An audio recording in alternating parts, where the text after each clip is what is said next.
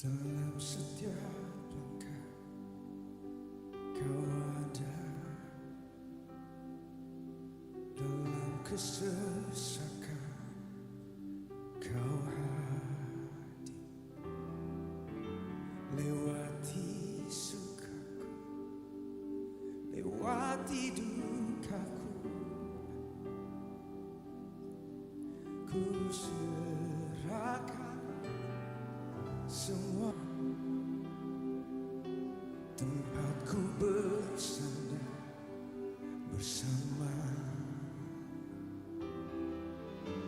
lewati sukaku, lewati dukaku,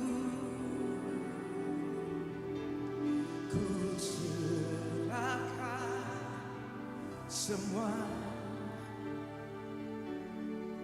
Biar jadi persembahan bagimu, senap hidup, senap nafas, ku jadi persembahan di bawah kakimu. Kebanggaan, kejayaan, tak ada artinya selain untukmu. Senap hidup, senap nafas, jadi persembahan di atas mezbahmu. Kekuatan, pengharapan, ku serahkan semua, oh hanya bagimu.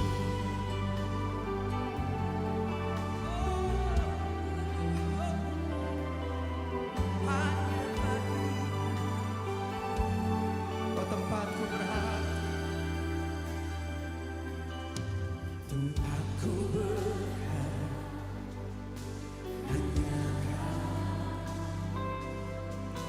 tempatku bersandar bersama, lewati sukaku, lewati dukaku, ku serahkan semua, ku serahkan semua.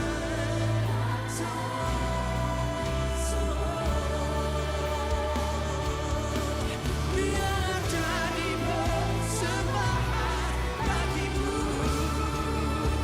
senap hidup, senap nafas, jadi persembahan di bawah kakimu. Kebanggaan, kejayaan, tak ada artinya selain untukmu.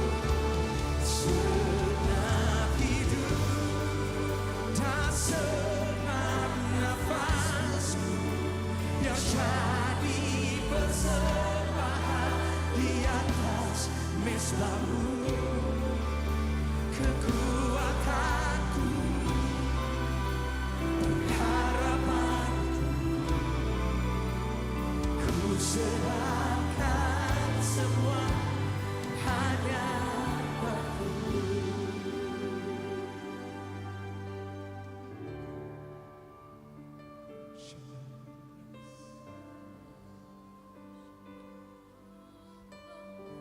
Biar segenap hidup kami, bahkan segenap nafas kami, jadi persembahan yang kudus buat Engkau, Yesus.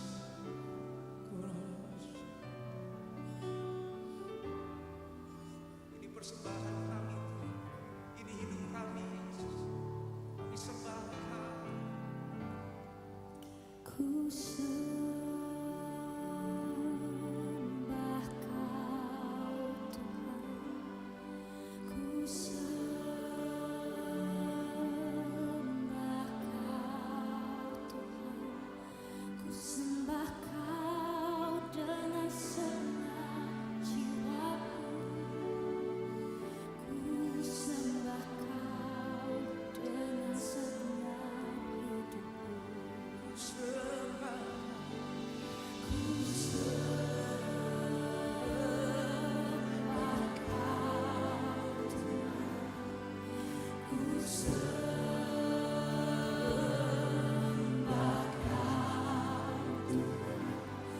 sembah dengan senang jiwaku. Ku sembah dengan senang hidupku. Ku sembah Kau Tuhan. Ku sembah Kau Tuhan. Ku sembah Kau dengan segenap jiwaku. Ku sembah Kau dengan segenap hidupku. Ku sembah Kau. Ku sembah Kau Tuhan. Ku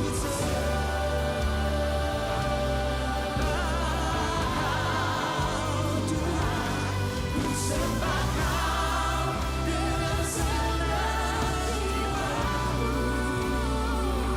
Ku sembah Kau dengan segenap hidupku. Ku sembah Kau dengan segenap hidupku. Angkat tangan kita sama-sama katakan, segenap hidup dan segenap nafasku, biar di bawah kakimu.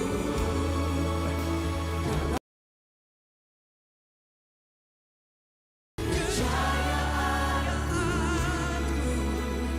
tak ada artinya selain hidup. Segenap nafasku jadi persembahan di atas mezbamu. Kekuatanku, pengharapanku, ku serahkan semua hanya padamu. Kekuatan, pengharapanku, ku serahkan semua hanya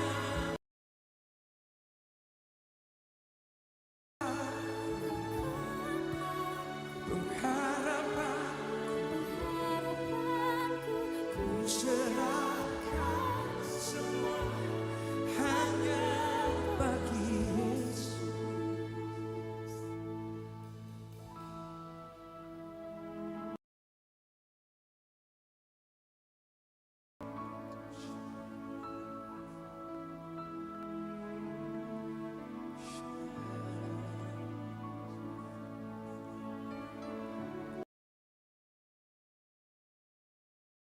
Penyembahan kita yang terbaik buat Yesus kita.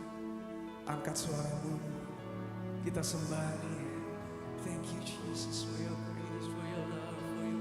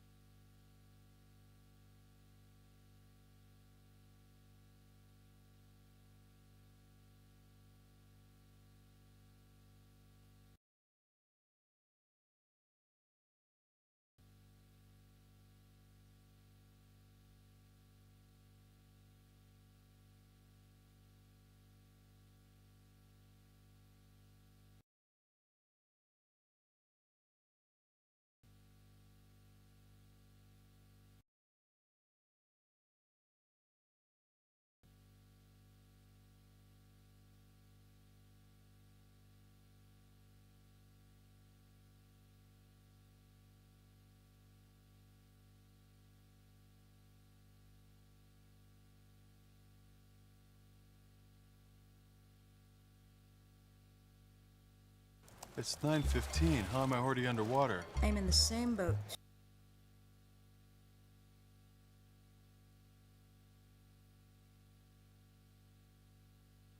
Kuasanya yang dahsyat sedang dicurahkan di tempat ini.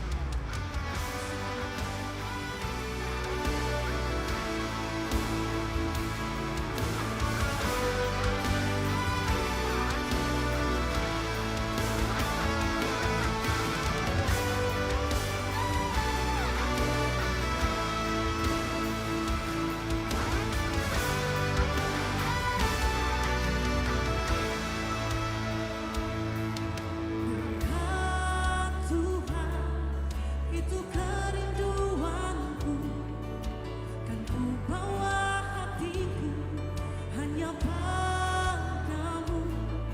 Dengan segenap hatiku, ku bersandar padamu. Dia akan selalu bersamaku. Dekat Tuhan, itu saat terindah. Kan ku buka hatiku, dengar suaranya.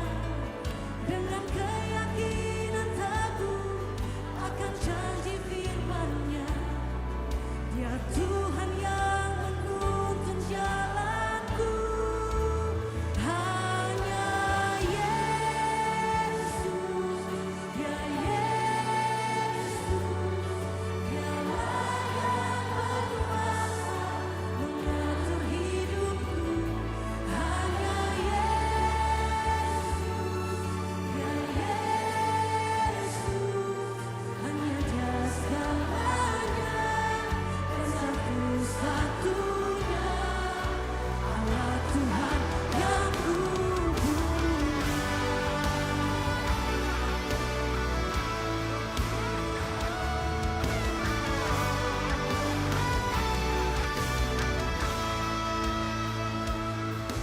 Dekat Tuhan, itu kerinduanku, kan ku bawa hatiku hanya padamu.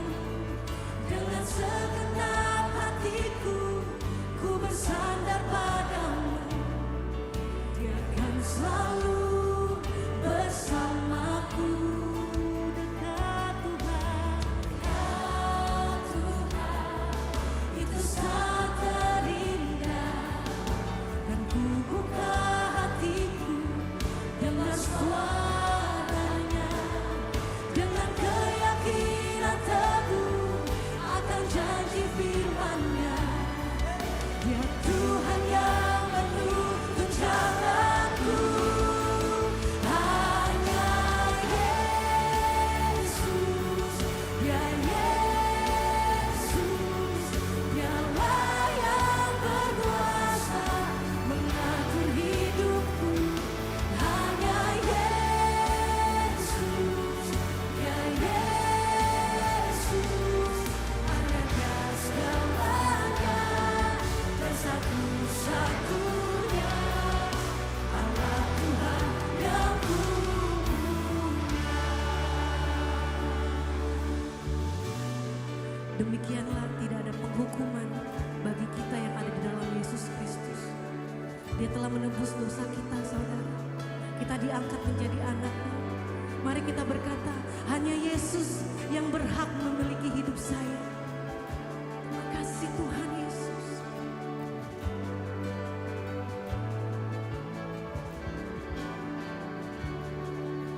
Saat ku lemah, Dia kuatkan hatiku. Tangan-Nya tak membiarkanku. Saat tak ada lagi asa ku tempuh,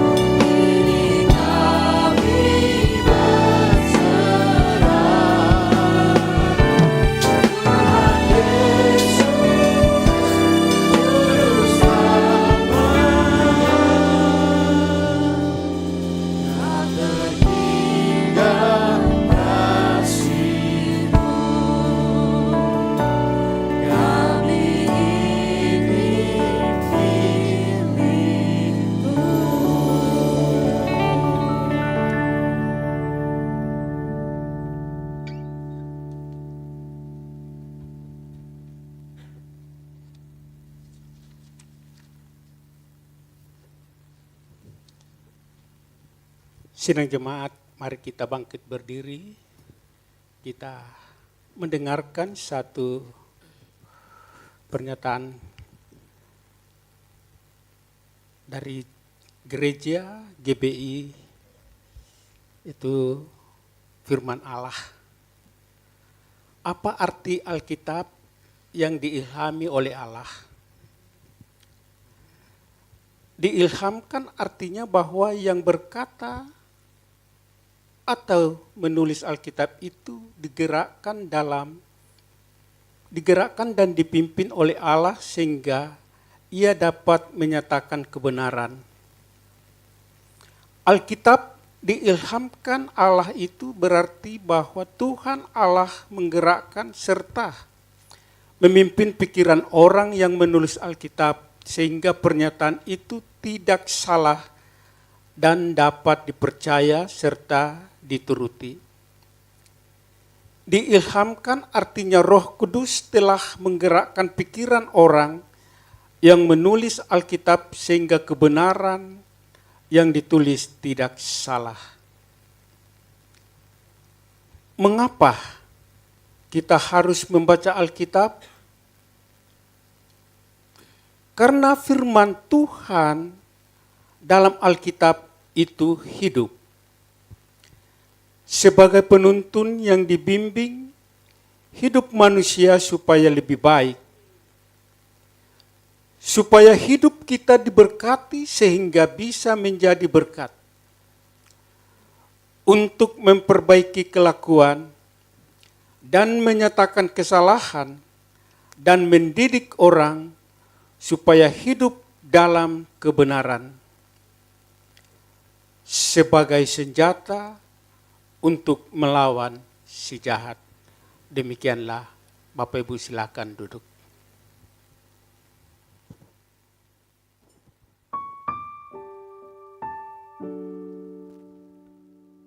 Puji Tuhan, sebelum kita masuk dalam ibadah kita akan berdoa menyerahkan jalan ibadah kita pada pagi hari ini. Bapa kami yang di surga, Bapa yang kami sembah dalam nama Yesus. Di pagi hari yang indah ini Tuhan, kami segenap umat-Mu datang di tempat ini. Merendahkan diri, membawa hati kami Tuhan, untuk menaikkan pujian, meninggikan nama-Mu, menyembah-Mu Bapa. Oleh sebab itu Tuhan, kuduskan seluruh hidup kami. Layakkan kami di hadapan Tuhan, agar hidup kami berkenan di hadapan-Mu ya Bapa. Karena kami percaya ketika perkenanan Tuhan dinyatakan dalam hidup kami, maka kuasa Tuhan, mujizat Tuhan dinyatakan dalam hidup kami ya Bapa. Kami percaya Tuhan segala beban hidup kami, segala persoalan yang kami hadapi saat kami datang ke tempat ini, akan pulang dengan penuh kelepasan yang dari Tuhan. Karena Tuhan yang kami sembah, Tuhan yang hidup, Allah yang besar, yang mengatasi segala persoalan kami. Dalam nama Yesus, kami serahkan jalan ibadah kami pada pagi hari. Haleluya. Amin.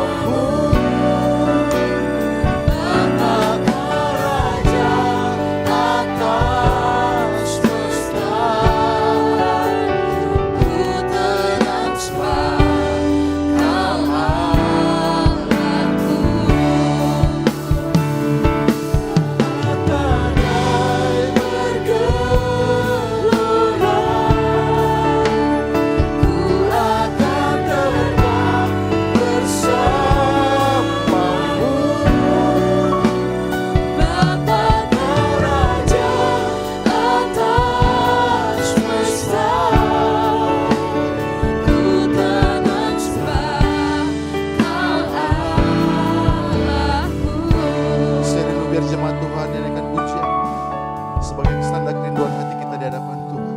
Mari katakan sama-sama. Amin. Dengan sayapmu ya Allah.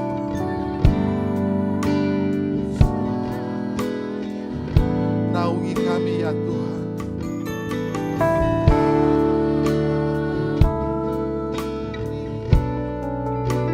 Dengan kuasa. Sekali lagi, dengan pujian ini kita katakan, naungi kami Tuhan Yesus. Amin.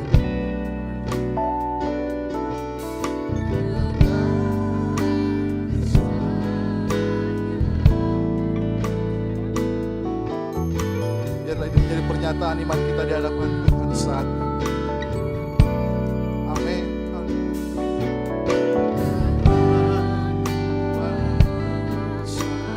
Mari sama-sama katakan, saat badai bergelora, ku akan tenang bersamamu. Nampak Kau Raja atas semesta, ku tenang sepanjang malam.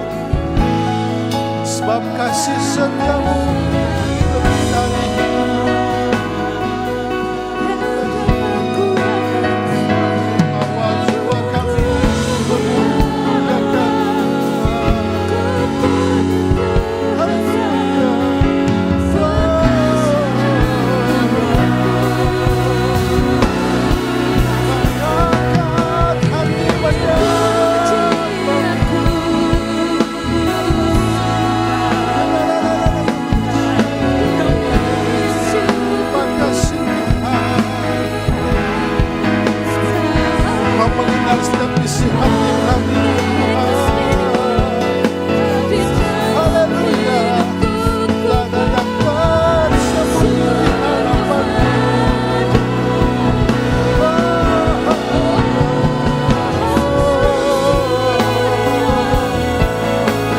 Memulaskan hati yang terangkat di hadapan-Mu. Rindu menyembah-Mu. Rindu menyenangkan hati-Mu.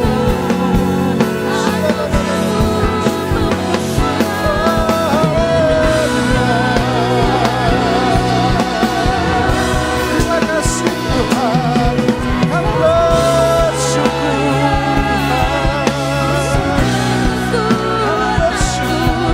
Sebab Kami Saudara yang besar.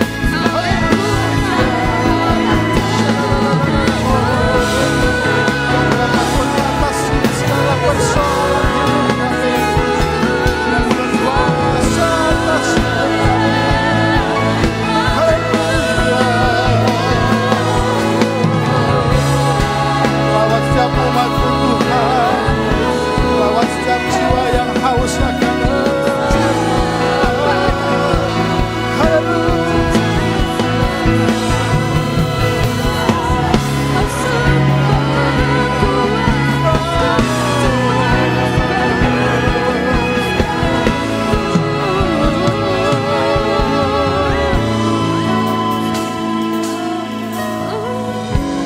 terus sembah Tuhan. Dia ada di tempat ini. Dia ada di hati kita semua pada pagi hari. Tuhan rindu melawat kita saat ini. Tuhan rindu memulihkan kita saat ini. Terus berbicara pada Tuhan saat ini. Nikmati hadiratnya saat ini. Makasih Tuhan. Makasih Tuhan.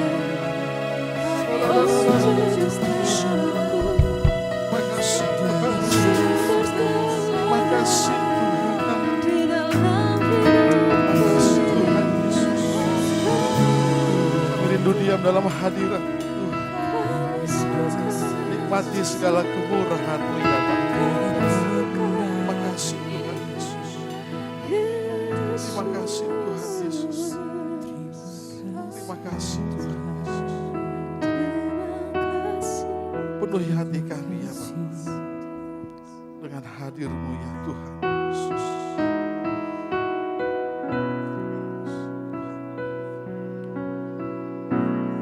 Tuhi hatiku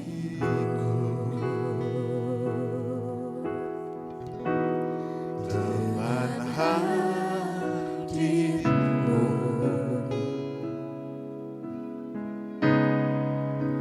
Ku rindu memandang wajah-Mu, oh Tuhan, di tempat kudusan-Mu. Bawaku dekat dalam hati-Mu.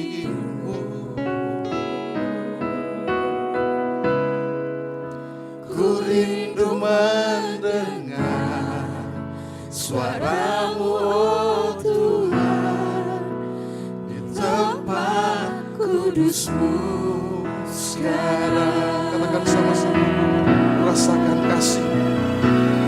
Ku rasakan kasih-Mu dan indahnya kudusan-Mu, penuhi dengan kasih-Mu. Diam di hadirat-Mu.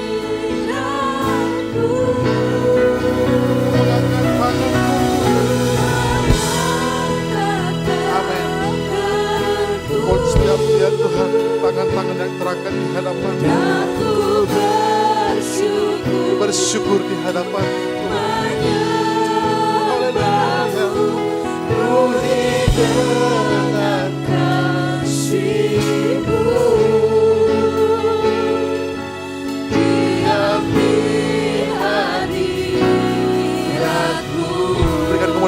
Tuhan kita.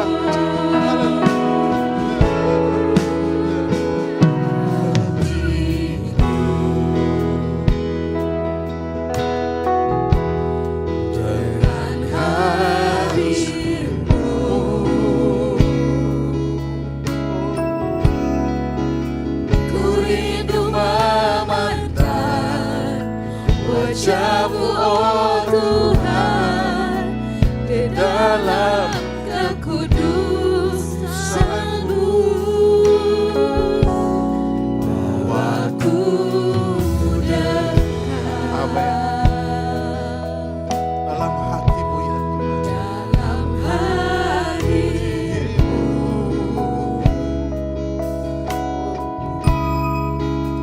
Ku rindu mendengar suara-Mu, oh Tuhan, di tempat kudus-Mu sekarang. Mari sama-sama kita angkat tangan di hadapan Tuhan.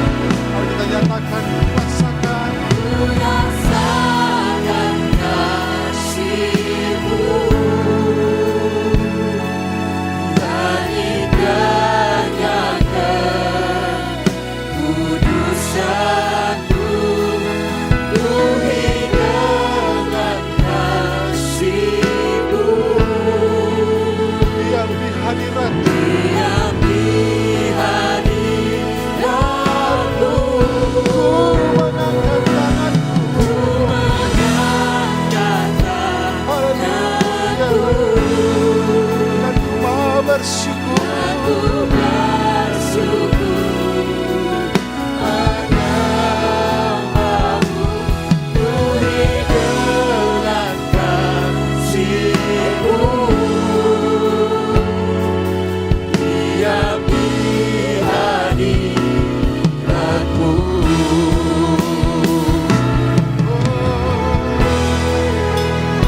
Kami hadir di tempat ini sebagai umat-Mu Tuhan.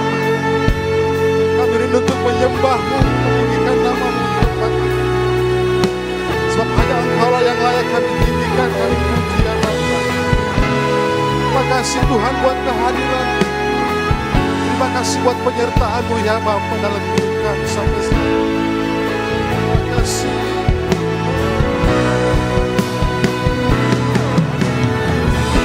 Mari nikmati hadirat Tuhan di tempat ini. Tuhan rindu menjamah kita semua. Terima kasih Tuhan.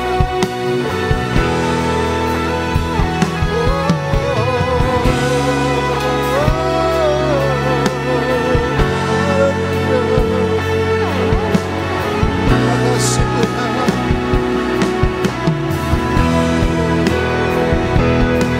Kau rasakan kasih-Mu. Ku rasakan kasih-Mu.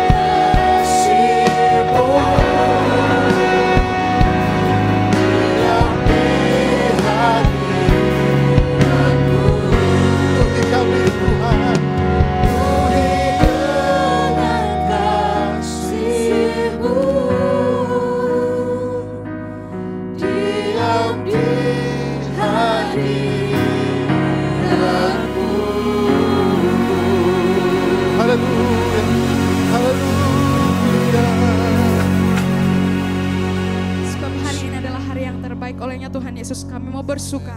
Kami mau bersuka cita atas meninggikan Engkau Bapa. Di dalam nama Tuhan Yesus yang siap bersuka cita pada pagi hari ini. Boleh sama-sama kita katakan. Amin. Shalom. Shalom. Shalom. Boleh lambaikan tangan yang bersuka cita pada pagi hari ini.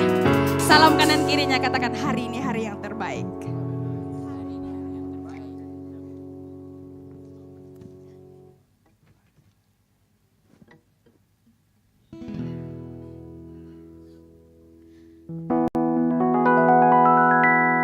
Sama-sama jemaat Tuhan kita katakan pujian ini. Hidupku ada di tangan-Mu. Kau beri rancangan yang terindah. Tak hanya yang baik saja yang ku terima. Walau tubuhku diremukkan, walau tubuhku diremukkan, walau jiwaku tergoyahkan, pujianku takkan terhentikan. Roh-Mu yang memberi penghiburan.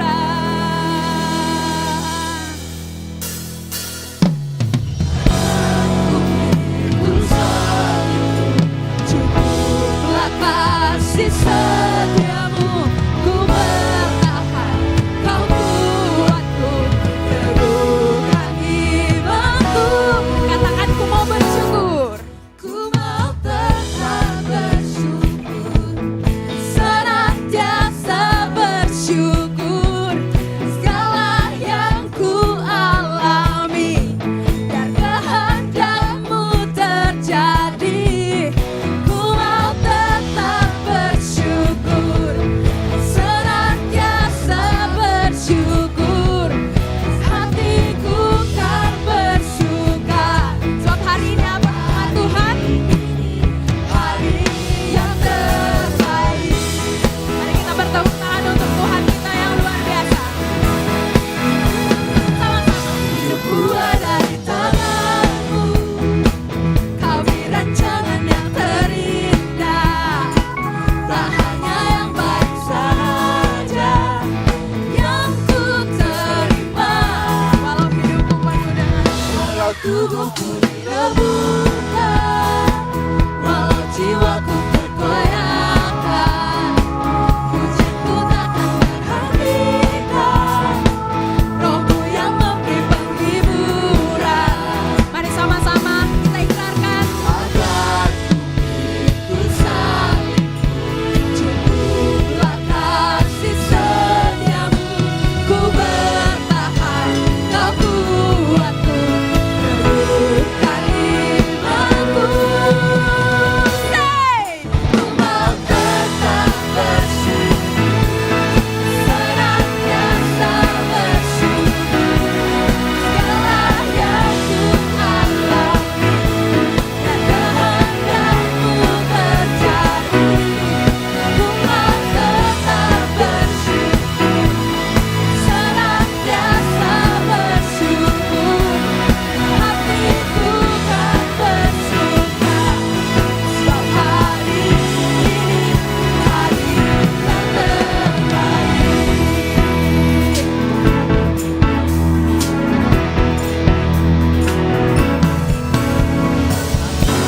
Ku pikul salibmu, cukuplah kasih setiamu, ku bertahan, kau kuatku, teguhkan. Sekali lagi mari jemaat Tuhan ikrarkan janji-Mu untuk Tuhan kita. Cukuplah kasih setiamu, ku bertahan, kau kuatku, teguhkan imanku. Akan ku salibmu, cukuplah kasih setiamu, ku bertahan, kau kuatku, teguhkan imanku. Mau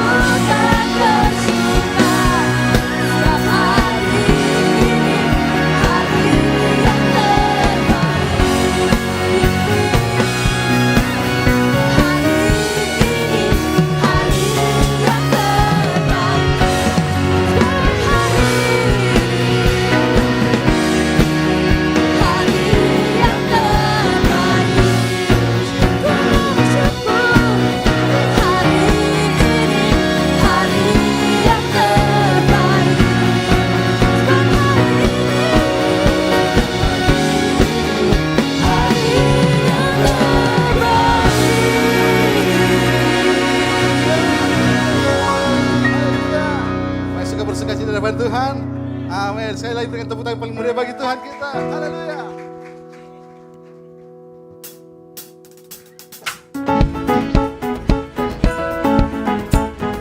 Sama-sama kita tepuk tangan di depan Tuhan.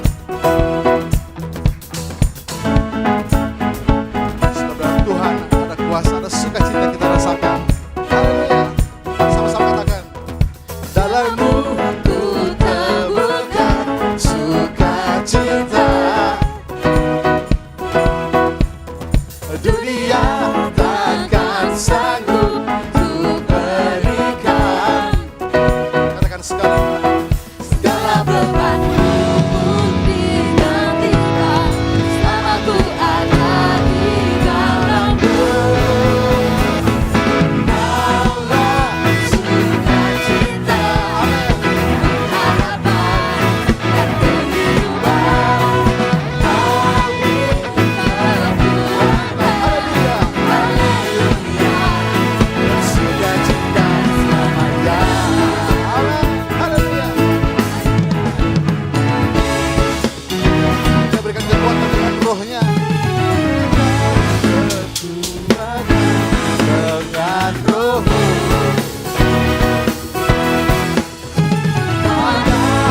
Mendampingi setiap langkahmu. Janji. Janjimu yang telah menuliskan, ku punya rancangan yang indah. Kaulah sukacita, Harapan dan kehidupan. Kau beri kekuatan, haleluya, haleluya. Kaulah sukacita, pengharapan dan kehidupan. kau beri kekuatan. Kekuatan, haleluya, bersukacita selamanya. Tuhan memberikan kita sukacita surgawi. Amin. Apapun yang terjadi dalam hidup kita, kita percaya bahwa sukacita lah melampaui segalanya. Haleluya. Amin.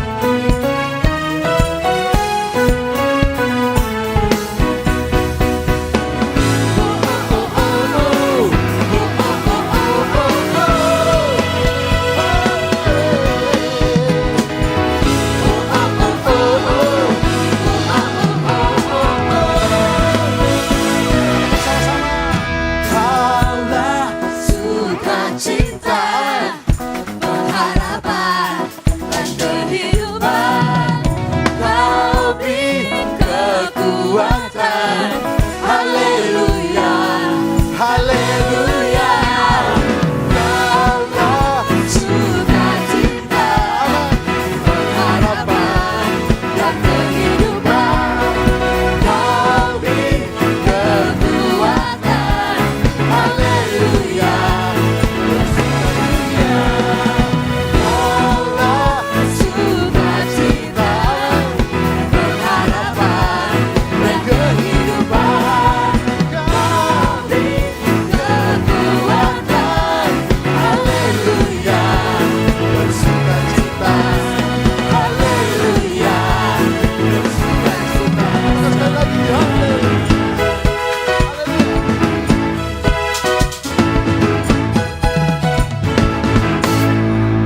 Haleluya. Berikan kemuliaan bagi Tuhan kita. Silakan Bapak duduk ibu kembali.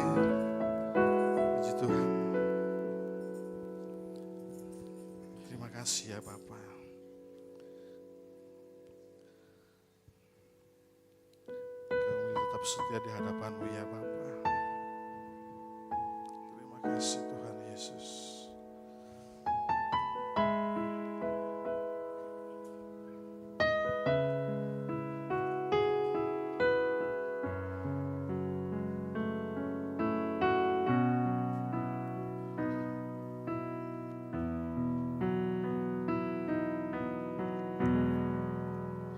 Ada saatnya yang ku alami, tak sama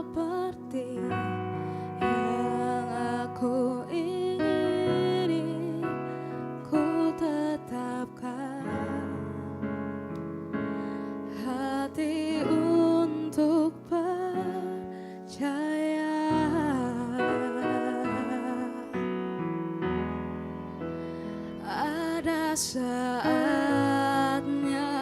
yang ku hadapi, seringkali aku tak mengerti. Ku memilih untuk tetap setia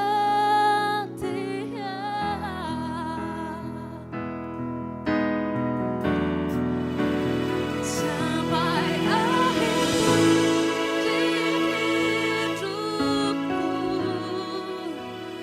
Ku tak tetap menyembahmu, melayanimu seumur hidupku.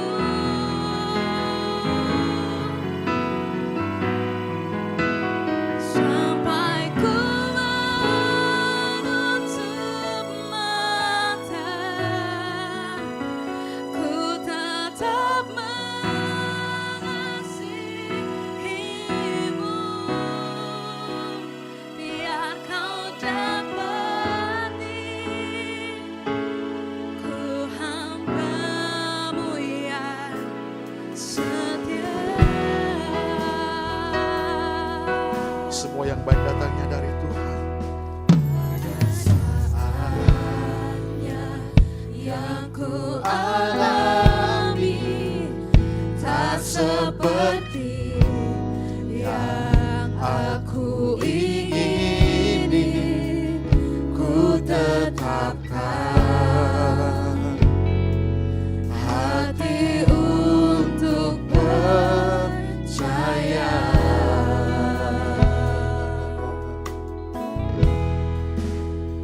Ada saatnya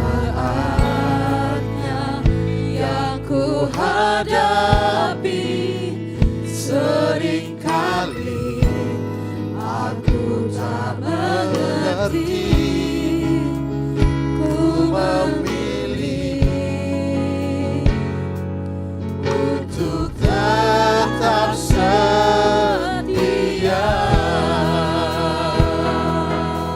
Mari sama-sama katakan. Sampai akhir hidupku, ku kan tetap menyembahmu, melayanimu seumur hidupku.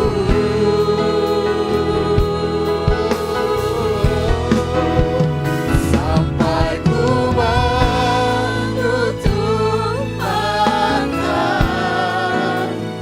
ku tetap mengasihimu.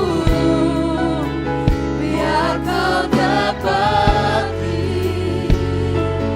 ku hamba-Mu yang setia. Saudara, kita bangkit berdiri semua.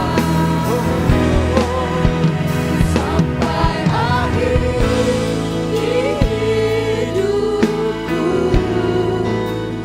ku kan tetap menyembahmu,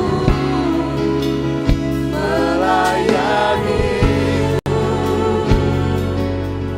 seumur hidupku.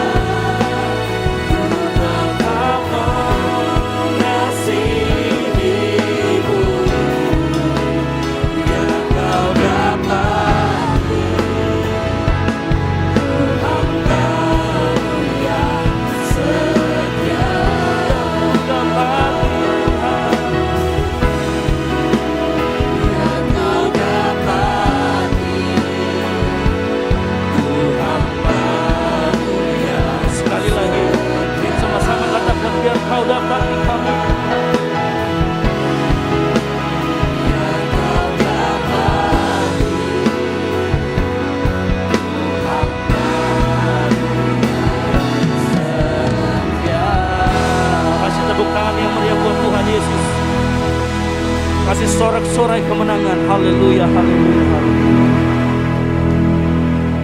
Ini kami Tuhan, hamba-Mu yang setia, yang mau terus berjalan bersama dengan Kau sampai akhir hidup kami Tuhan.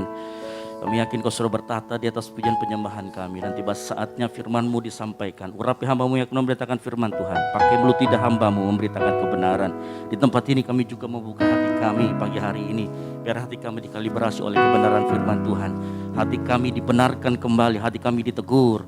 Sehingga kehidupan kami berkenan di hadapan-Mu Tuhan. Terima kasih Tuhan Yesus. Tutup bungkus setiap kami semua di tempat ini dengan kuasa Roh Kudus-Mu. Dan biar Roh Kudus berbicara dari pribadi demi pribadi. Terima kasih Tuhan Yesus.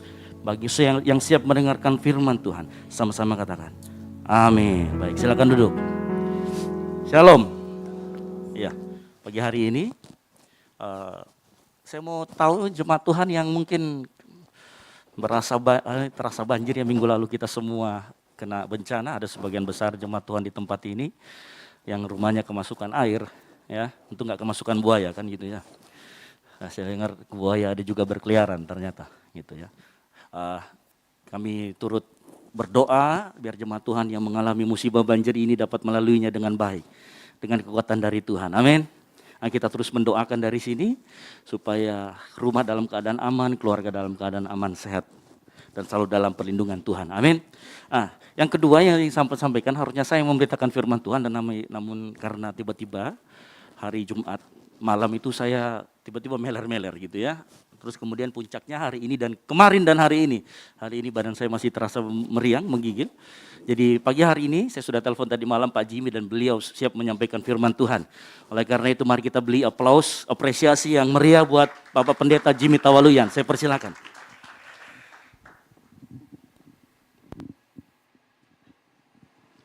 Baik, shalom Bapak Ibu. Senang sekali bisa beribadah kembali bersama keluarga besar GBI Oikumene di tempat ini. Terima kasih sekali lagi kepercayaannya Pak Esra untuk memberikan kesempatan saya dapat menyampaikan firman Tuhan pagi hari ini.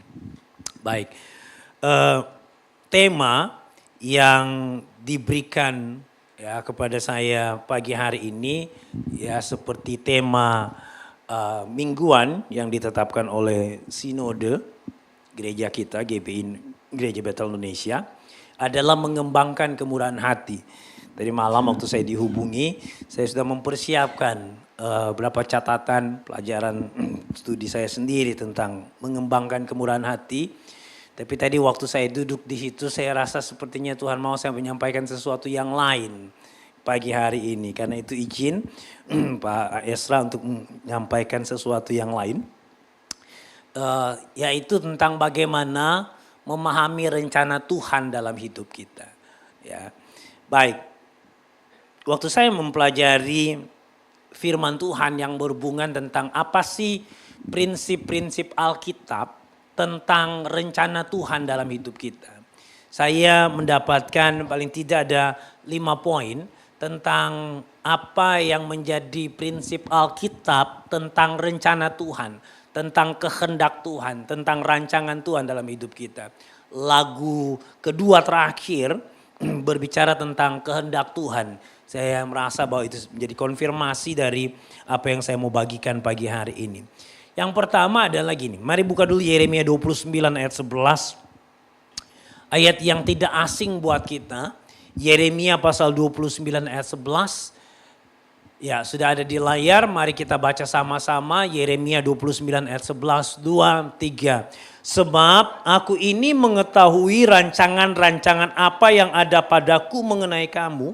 Demikianlah firman Tuhan, yaitu rancangan dan bukan rancangan kecelakaan untuk memberikan kepadamu hari depan yang penuh harapan. Untuk memberikan kepadamu hari depan yang penuh harapan.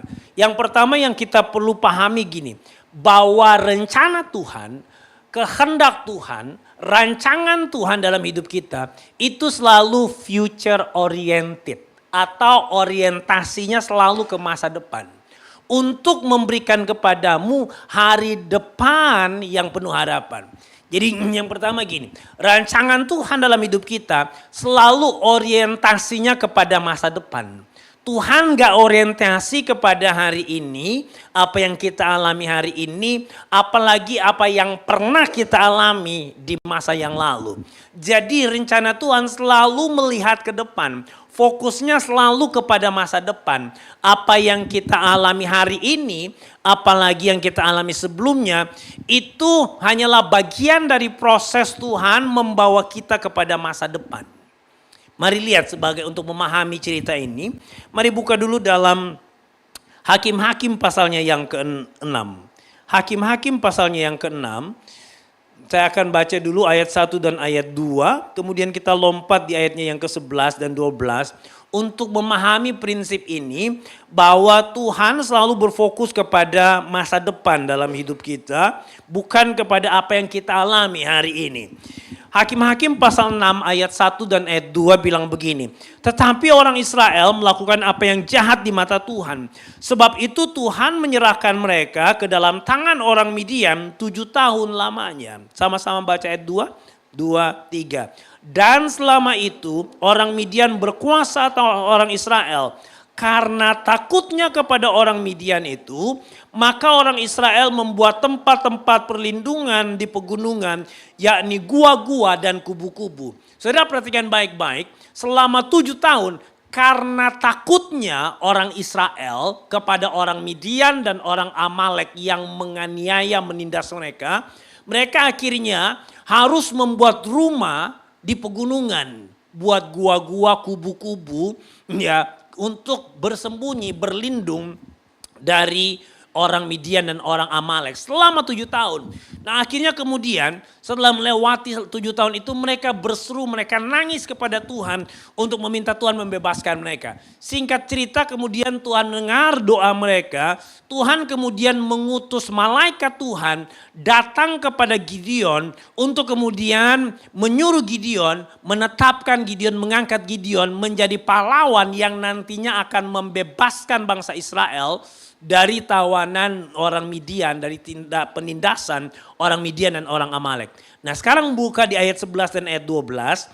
Saya ingin kita melihat bagaimana komunikasi awal, bagaimana situasi yang terjadi ketika Tuhan pertama kali berbicara kepada Gideon.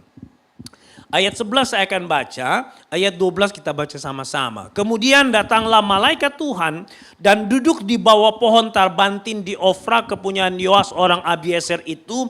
Sedang Gideon anaknya mengirik gandum dalam tempat pemerasan anggur agar tersembunyi bagi orang Midian. Sama-sama 2, 3. Malaikat Tuhan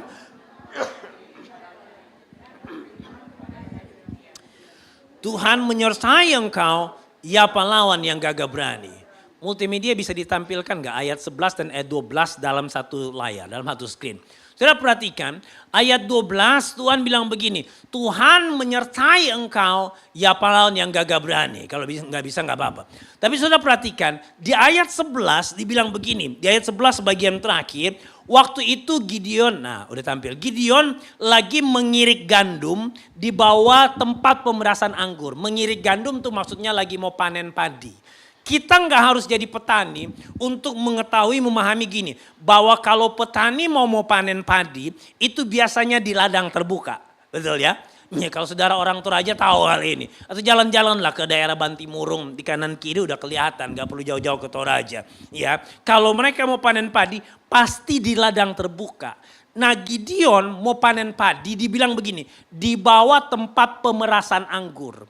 Kita tahu begini bahwa anggur itu bukan dia pohon, dia tumbuhan yang merambat. Dia bukan tumbuhan yang berbatang tunggal seperti pohon mangga, pohon durian dan sebagainya. Dia itu harus dibuat rumah-rumahan ya, kayu-kayuan yang berbentuk kotak itu seperti garasi dibuat rumah-rumahan.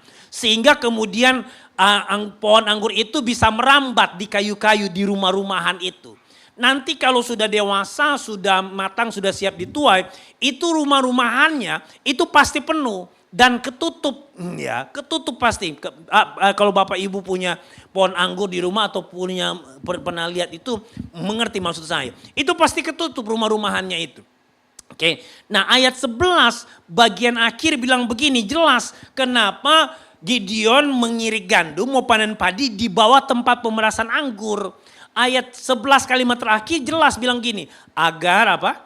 Tersembunyi dari orang Midian. Kenapa dia mau bersembunyi? Memang sudah selama 7 tahun mereka hidup dalam ketakutan. Jadi artinya waktu Tuhan menampakkan diri kepada Gideon, Gideon lagi ketakutan. Waktu dia lagi ketakutan, buka lagi ayat 12, Tuhan kemudian bilang begini, engkau pahlawan yang gagah berani.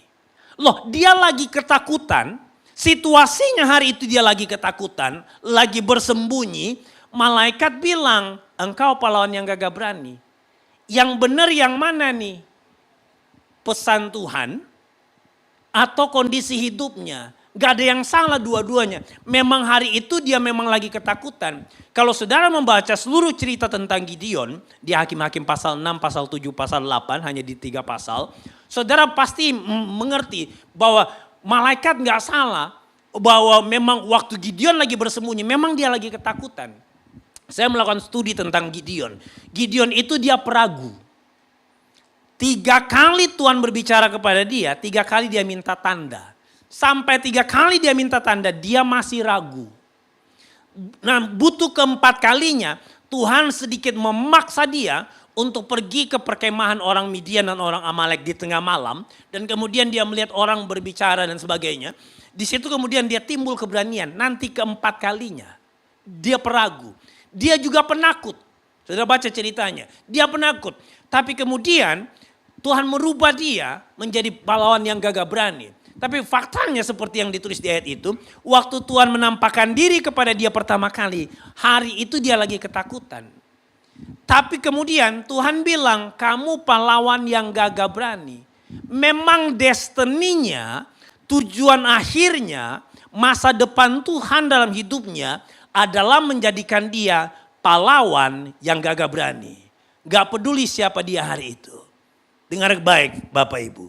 Waktu Tuhan melihat saudara dan saya, Tuhan gak menilai kita, Tuhan gak memandang kita berdasarkan siapa kita hari ini. Atau apa yang sedang kita alami hari ini. Tapi berdasarkan rencana masa depan Tuhan dalam hidupmu. Saya nggak peduli, saya nggak harus tahu apa yang Bapak Ibu sedang alami hari-hari ini. Mungkin saudara sedang bergumul dengan kehidupanmu secara pribadi. Bergumul dengan keluargamu. Tentang ekonomimu yang lagi berantakan. Mungkin waktu saudara lihat keadaan ekonomimu masuki tahun baru ini. Saudara bilang begini, Tuhan apakah saya bisa dipulihkan? Apakah ekonomiku boleh bangkit kembali? Apakah keluargaku boleh pulih kembali? Waktu Tuhan menilai saudara, Tuhan gak menilai kita berdasarkan apa yang kita alami hari ini. Tapi berdasarkan rencana masa depan Tuhan dalam hidupku. Dan jelas rencana masa depan Tuhan dalam hidup kita adalah memberikan kita hari depan yang penuh harapan. Rencana Tuhan selalu berfokus kepada masa depan yang penuh harapan. Karena itu jangan menaruh diri saudara, jangan menaruh iman saudara kepada apa yang sedang saudara alami hari ini. Tapi percayalah bahwa rencana Tuhan bagi masa depan saudara adalah masa depan yang penuh harapan. Amin. Yang kedua, prinsip Alkitab yang kedua, bagaimana rencana Tuhan bekerja dalam hidup kita adalah gini. Bahwa rencana Tuhan tidak mungkin gagal dalam hidup kita. Tidak peduli apapun yang sedang kita alami atau apapun yang pernah kita alami. Mari lihat Ayub 42 ayat 2. Ayub 42 ini adalah pasal terakhir di kitab Ayub. Saya pernah membaca, saya pernah buat kalkulasi hitung-hitungan matematika tentang kekayaan Ayub yang hilang di pasal 1 itu waktu ketika Tuhan izinkan Ayub dicobai. Hanya dengan menghitung berapa jumlah unta-untanya, domba dan sebagainya. Kemudian dikalikan ya. Kalau saudara baca di pasal 1 itu bisa kok dibuat kalkulasi. Saya buat kalkulasi yang paling murah kekayaan Ayub. Kalau dikonversi ke mata uang sekarang. Itu nggak kurang dari 100 miliar hilang dalam satu hari. Itu nggak terhitung dengan banyaknya jumlah budak. Budak di zaman dulu itu dinilai dengan uang. Hanya karena nggak ditulis berapa jumlah budaknya, saya nggak hitung. Jadi hanya kekayaan binatang-binatangnya saja. Itu hilang dalam satu hari, nggak kurang dari 100 M. Waktu Tuhan mengizinkan itu terjadi. Nah, dalam proses itu Ayub mengalami berbagai macam krisis. Krisis multidimensi dalam hidupnya. Krisis ekonomi sudah jelas. Dia mengalami krisis sosial. Ya, keluarga, teman-teman meninggalkan dia, membuli dia. Dia ngalami krisis rohani. Ya. Enggak, bukan krisis rohani, krisis identitas. Yang dibilang begini, terkutuklah hari di mana aku dilahirkan. Untungnya dia nggak mengalami krisis hubungan dengan Tuhan. Tapi dia mengalami berbagai macam krisis. Nah Ayub 42 ini adalah pasal terakhir. Setelah dia mengalami pergumulan demi pergumulan itu, dia kemudian bilang begini, aku tahu bahwa engkau sanggup melakukan segala sesuatu dan tidak ada rencanamu yang gagal. Ayub punya iman. Waktu dia ngomong begini, itu dia belum dipulihkan Bapak Ibu. Perikop selanjutnya baru kemudian pemulihan terjadi. Jadi dia ngerti prinsip bahwa apapun yang terjadi dalam hidupku, dia deklarasi rencana Tuhan tidak mungkin gagal.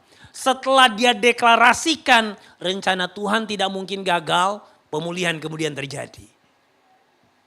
Nah, mari lihat ayat yang lain yang menjelaskan bahwa rencana Tuhan gak mungkin gagal. Tujuannya gak mungkin gagal, caranya bisa berubah. Yeremia pasal 18 ayat 1 sampai 6.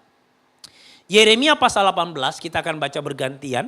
Saya akan baca ayat 1, Bapak Ibu ayat 2. Selanjutnya kita bergantian sampai ayatnya yang ke-6. Yeremia pasal 18, saya akan mulai membaca. Firman yang datang dari Tuhan kepada Yeremia bunyinya.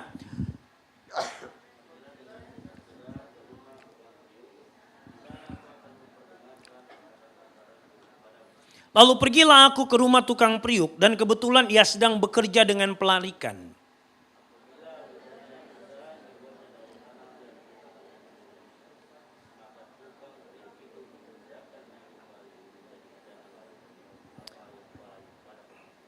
Kemudian datanglah firman Tuhan kepadaku bunyinya.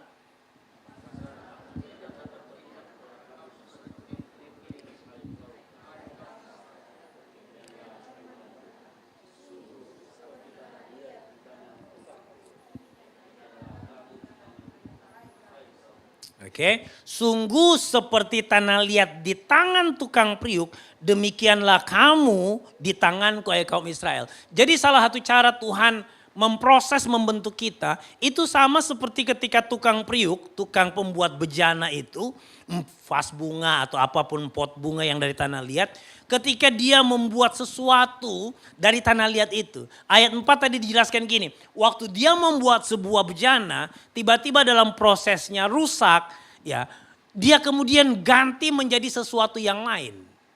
Dan kemudian Tuhan bilang begini, demikianlah kamu di tanganku. Saya kasih ilustrasi yang lain yang berhubungan dengan kehidupan sehari-hari kita. Oke? Tadi waktu saya mau ke sini, kemarin saya sudah tanya lewat Pak Esra. Kalau saya lewat tol, masuk tol kota, mau ke sini turunnya di mana Pak? Keluarnya di gerbang mana? Pak Esra bilang keluar di Kima. Saya nggak terlalu hafal, jarang-jarang juga lewat Kima. Biasanya lewat jalan biasa atau kalau masuk tol biasanya langsung keluar airport sana. Nah tadi saya pakai GPS, pakai Google Map, ya ada suaranya. Nah kita semua, hampir semua saya kira hari-hari ini kita familiar dengan yang namanya GPS atau Google Map. Ya, pernah nggak Bapak Ibu? Waktu misalnya saya pernah beberapa kali, ya singkat atau saya ceritakan kira-kira kayak gini. Katakanlah saya mau pergi ke satu tempat. Ya. Waktu saya mau pergi ke tempat yang baru itu kan biasanya Google Map atau GPS itu ada suaranya. Contoh, dalam 300 meter belok kiri. Oke. Nah, karena mungkin waktu itu saya lagi nggak konsen atau mungkin saya lagi teleponan, ya. Waktu kemudian bersuara seperti gitu, saya nggak terlalu konsen. Sudah tinggal 100 meter, muncul lagi 100 meter belok kiri. Karena saya lagi nggak fokus, karena saya lagi telepon, bukannya saya belok kiri, ya, saya belok kanan. Masih 100 meter, karena saya sudah dengar suara, lagi sambil teleponan, saya belok kanan, bukannya belok kiri. Oke, ada dua kesalahan yang saya lakukan. Belum waktunya belok, masih 100 meter, saya udah belok. Yang kedua, bukannya saya belok kiri, tapi saya belok kanan. Oke. Nah, Bapak Ibu gini, waktu saya belok kanan, di 100 meter awal yang akan dilakukan oleh GPS adalah gini. GPS akan melakukan apa yang disebut rerouting. Tahu istilah itu? Rerouting artinya gini. GPS akan membuat rute yang baru untuk mengarahkan saya ke tujuan mula-mula saya. Tujuannya nggak berubah. Rutenya yang diganti. Saya mau tanya Bapak Ibu. Kira-kira waktu saya belok kanan 100 meter itu.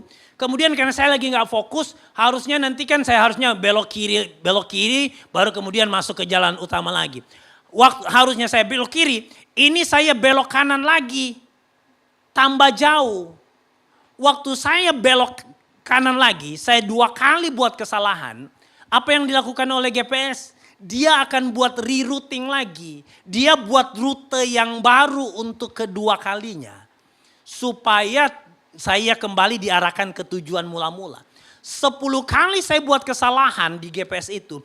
10 kali GPS akan membuat rute yang baru untuk mengarahkan saya ke tujuan mula-mula. Dalam konteks, dalam ilustrasi ini berlaku firman Tuhan. Rencana Tuhan tidak mungkin gagal dalam hidupmu. Yang Tuhan hanya lakukan adalah mengganti rutenya. Amin. Kalau ada di antara saudara yang mungkin bapak ibu, orang tua, paman, oma opa yang bergumul dengan anakmu, dengan cucumu. Yang sudah lagi takut, anak saya ini kayaknya lagi jauh dari Tuhan. Anak saya kayaknya lagi nggak benar hubungannya hari-hari ini dengan Tuhan. Jangan takut Bapak Ibu, bagianmu tetap doakan anak itu. Tuhan pasti punya rute yang baru membawa dia ke rencana Tuhan. Rencana Tuhan gak mungkin gagal dalam hidupnya.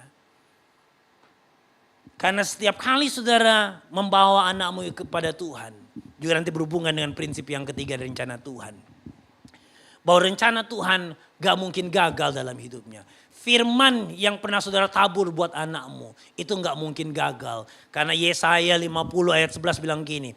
Firman Tuhan yang keluar dari mulut Bapa itu tidak akan kembali dengan sia-sia. Doakan supaya firman yang pernah dia dengar itu akan bertumbuh dalam hati dan pikirannya.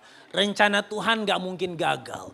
Kalau ada saudara yang sedang bergumul, mungkin istri sedang bergumul dengan suami. Suami lagi berdoa dengan istrinya atau tentang ponakannya, mantunya, mertuanya. Rencana Tuhan gak mungkin gagal dalam hidup mereka. Tuhan mungkin sedang membuat rute yang baru dalam hidup mereka. Bagian kita percaya penuh kepada Tuhan, terus doakan mereka, rebut mereka dalam doa. Tuhan pasti melakukan bagian Tuhan dalam hidup mereka. Amin. Yang ketiga, Mazmur 33 ayatnya yang ke-11. Bagaimana memahami rencana Tuhan bekerja dalam hidup kita. Mazmur 33 ayat 11 bilang gini. Tetapi rencana Tuhan tetap selama-lamanya. Rancangan hatinya turun-temurun. Saya akan baca dari versi Alkitab yang terbuka, pasal dan ayat yang sama. Maksud Tuhan tetap selama-lamanya, rancangan hatinya dari generasi ke generasi. Yang ketiga yang kita perlu pahami dari rencana Tuhan. Rencana Tuhan bersifat generasional. Maksudnya itu adalah bekerja turun-temurun. Bahwa kalau saudara hidup dalam iman, saudara hidup benar dalam Tuhan, bukan hanya saudara yang hidupnya dipelihara, diberkati Tuhan. Anak-anakmu, cucumu diberkati Tuhan.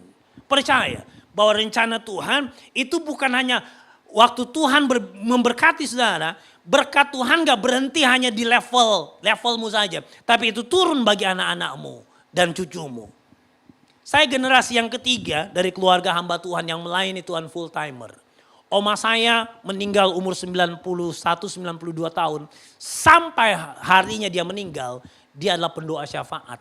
Dia hamba Tuhan yang berkhotbah. Di rumah oma kami setiap hari ada orang yang datang minta didoakan, berdoa. Rumah oma saya itu ada kamar doa khusus. Tiap hari dari pagi, kadang dari jam 5 sore sampai jam 11, jam 12 malam. Orang datang berdoa, hanya ingin berdoa bersama oma. Di Manado. Kadang-kadang harus antri. Udah kalah sibuknya dari dokter. Tiap hari ada orang berdoa. Yang datang berdoa di situ ada dari camat, mantan bupati, kepala-kepala desa, pengusaha, didoakan di situ. Karena oma saya juga punya karunia bernubuat dan banyak yang jadi hamba Tuhan. Mami saya itu juga hamba Tuhan. Sampai sekarang mami saya menggembalakan sebuah gereja di Jakarta, gereja Pantekosta di Jakarta. Sebelum mereka menikah, mami saya umur 79 tahun ini. Sampai sekarang dia gembala. Papi saya sudah meninggal tahun 2001. Tapi sebelum mami papi saya menikah, mereka jadi hamba Tuhan full timer. Saya anak kelima dari 5 bersaudara. Kakak-kakak saya dan ipar saya semuanya hamba Tuhan full timer sampai hari ini. Saya punya 4 anak. Anak saya yang pertama sekarang jadi hamba Tuhan seperti saya. Ya, saya baru pulang dari Kalimantan bersama anak saya. Saya bawa dia dalam pelayanan. Dia baru saja memimpin sekolah misi di Kupang. Di Yayasan Misi di mana saya melayani sebagai salah satu pemimpin. Dan Tuhan berkenan hari Selasa ini dia akan ke Singapura ngikut sekolah Alkitab dari yayasan kami selama 9 bulan. Dan dia sudah terlibat dalam pelayanan. Anak saya yang nomor 4 dia bilang begini, papi saya mau jadi gembala nanti. Walaupun ada tambahannya gini, tapi saya mau jadi gembala yang kaya. Katanya gitu. Mungkin dia papanya gak ada duit kali ya.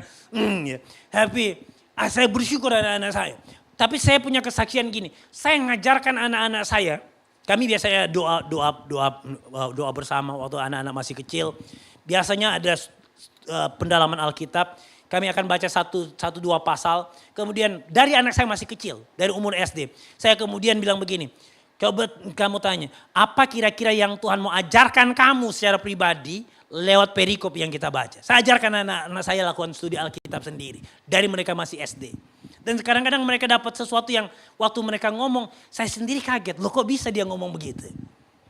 Dan saya bilang begini, karena saya dengan istri juga hamba Tuhan. Saya bilang gini, mami papi gak punya uang untuk wariskan kepada kalian. Yang kami bisa wariskan adalah kalau kalian bisa hidup benar dan takut akan Tuhan, hidup dalam iman. Mami papi gak akan takut. Tuhan akan pelihara hidupmu. Saya bersyukur ketiga anak saya yang paling tua, dia sudah melayani Tuhan.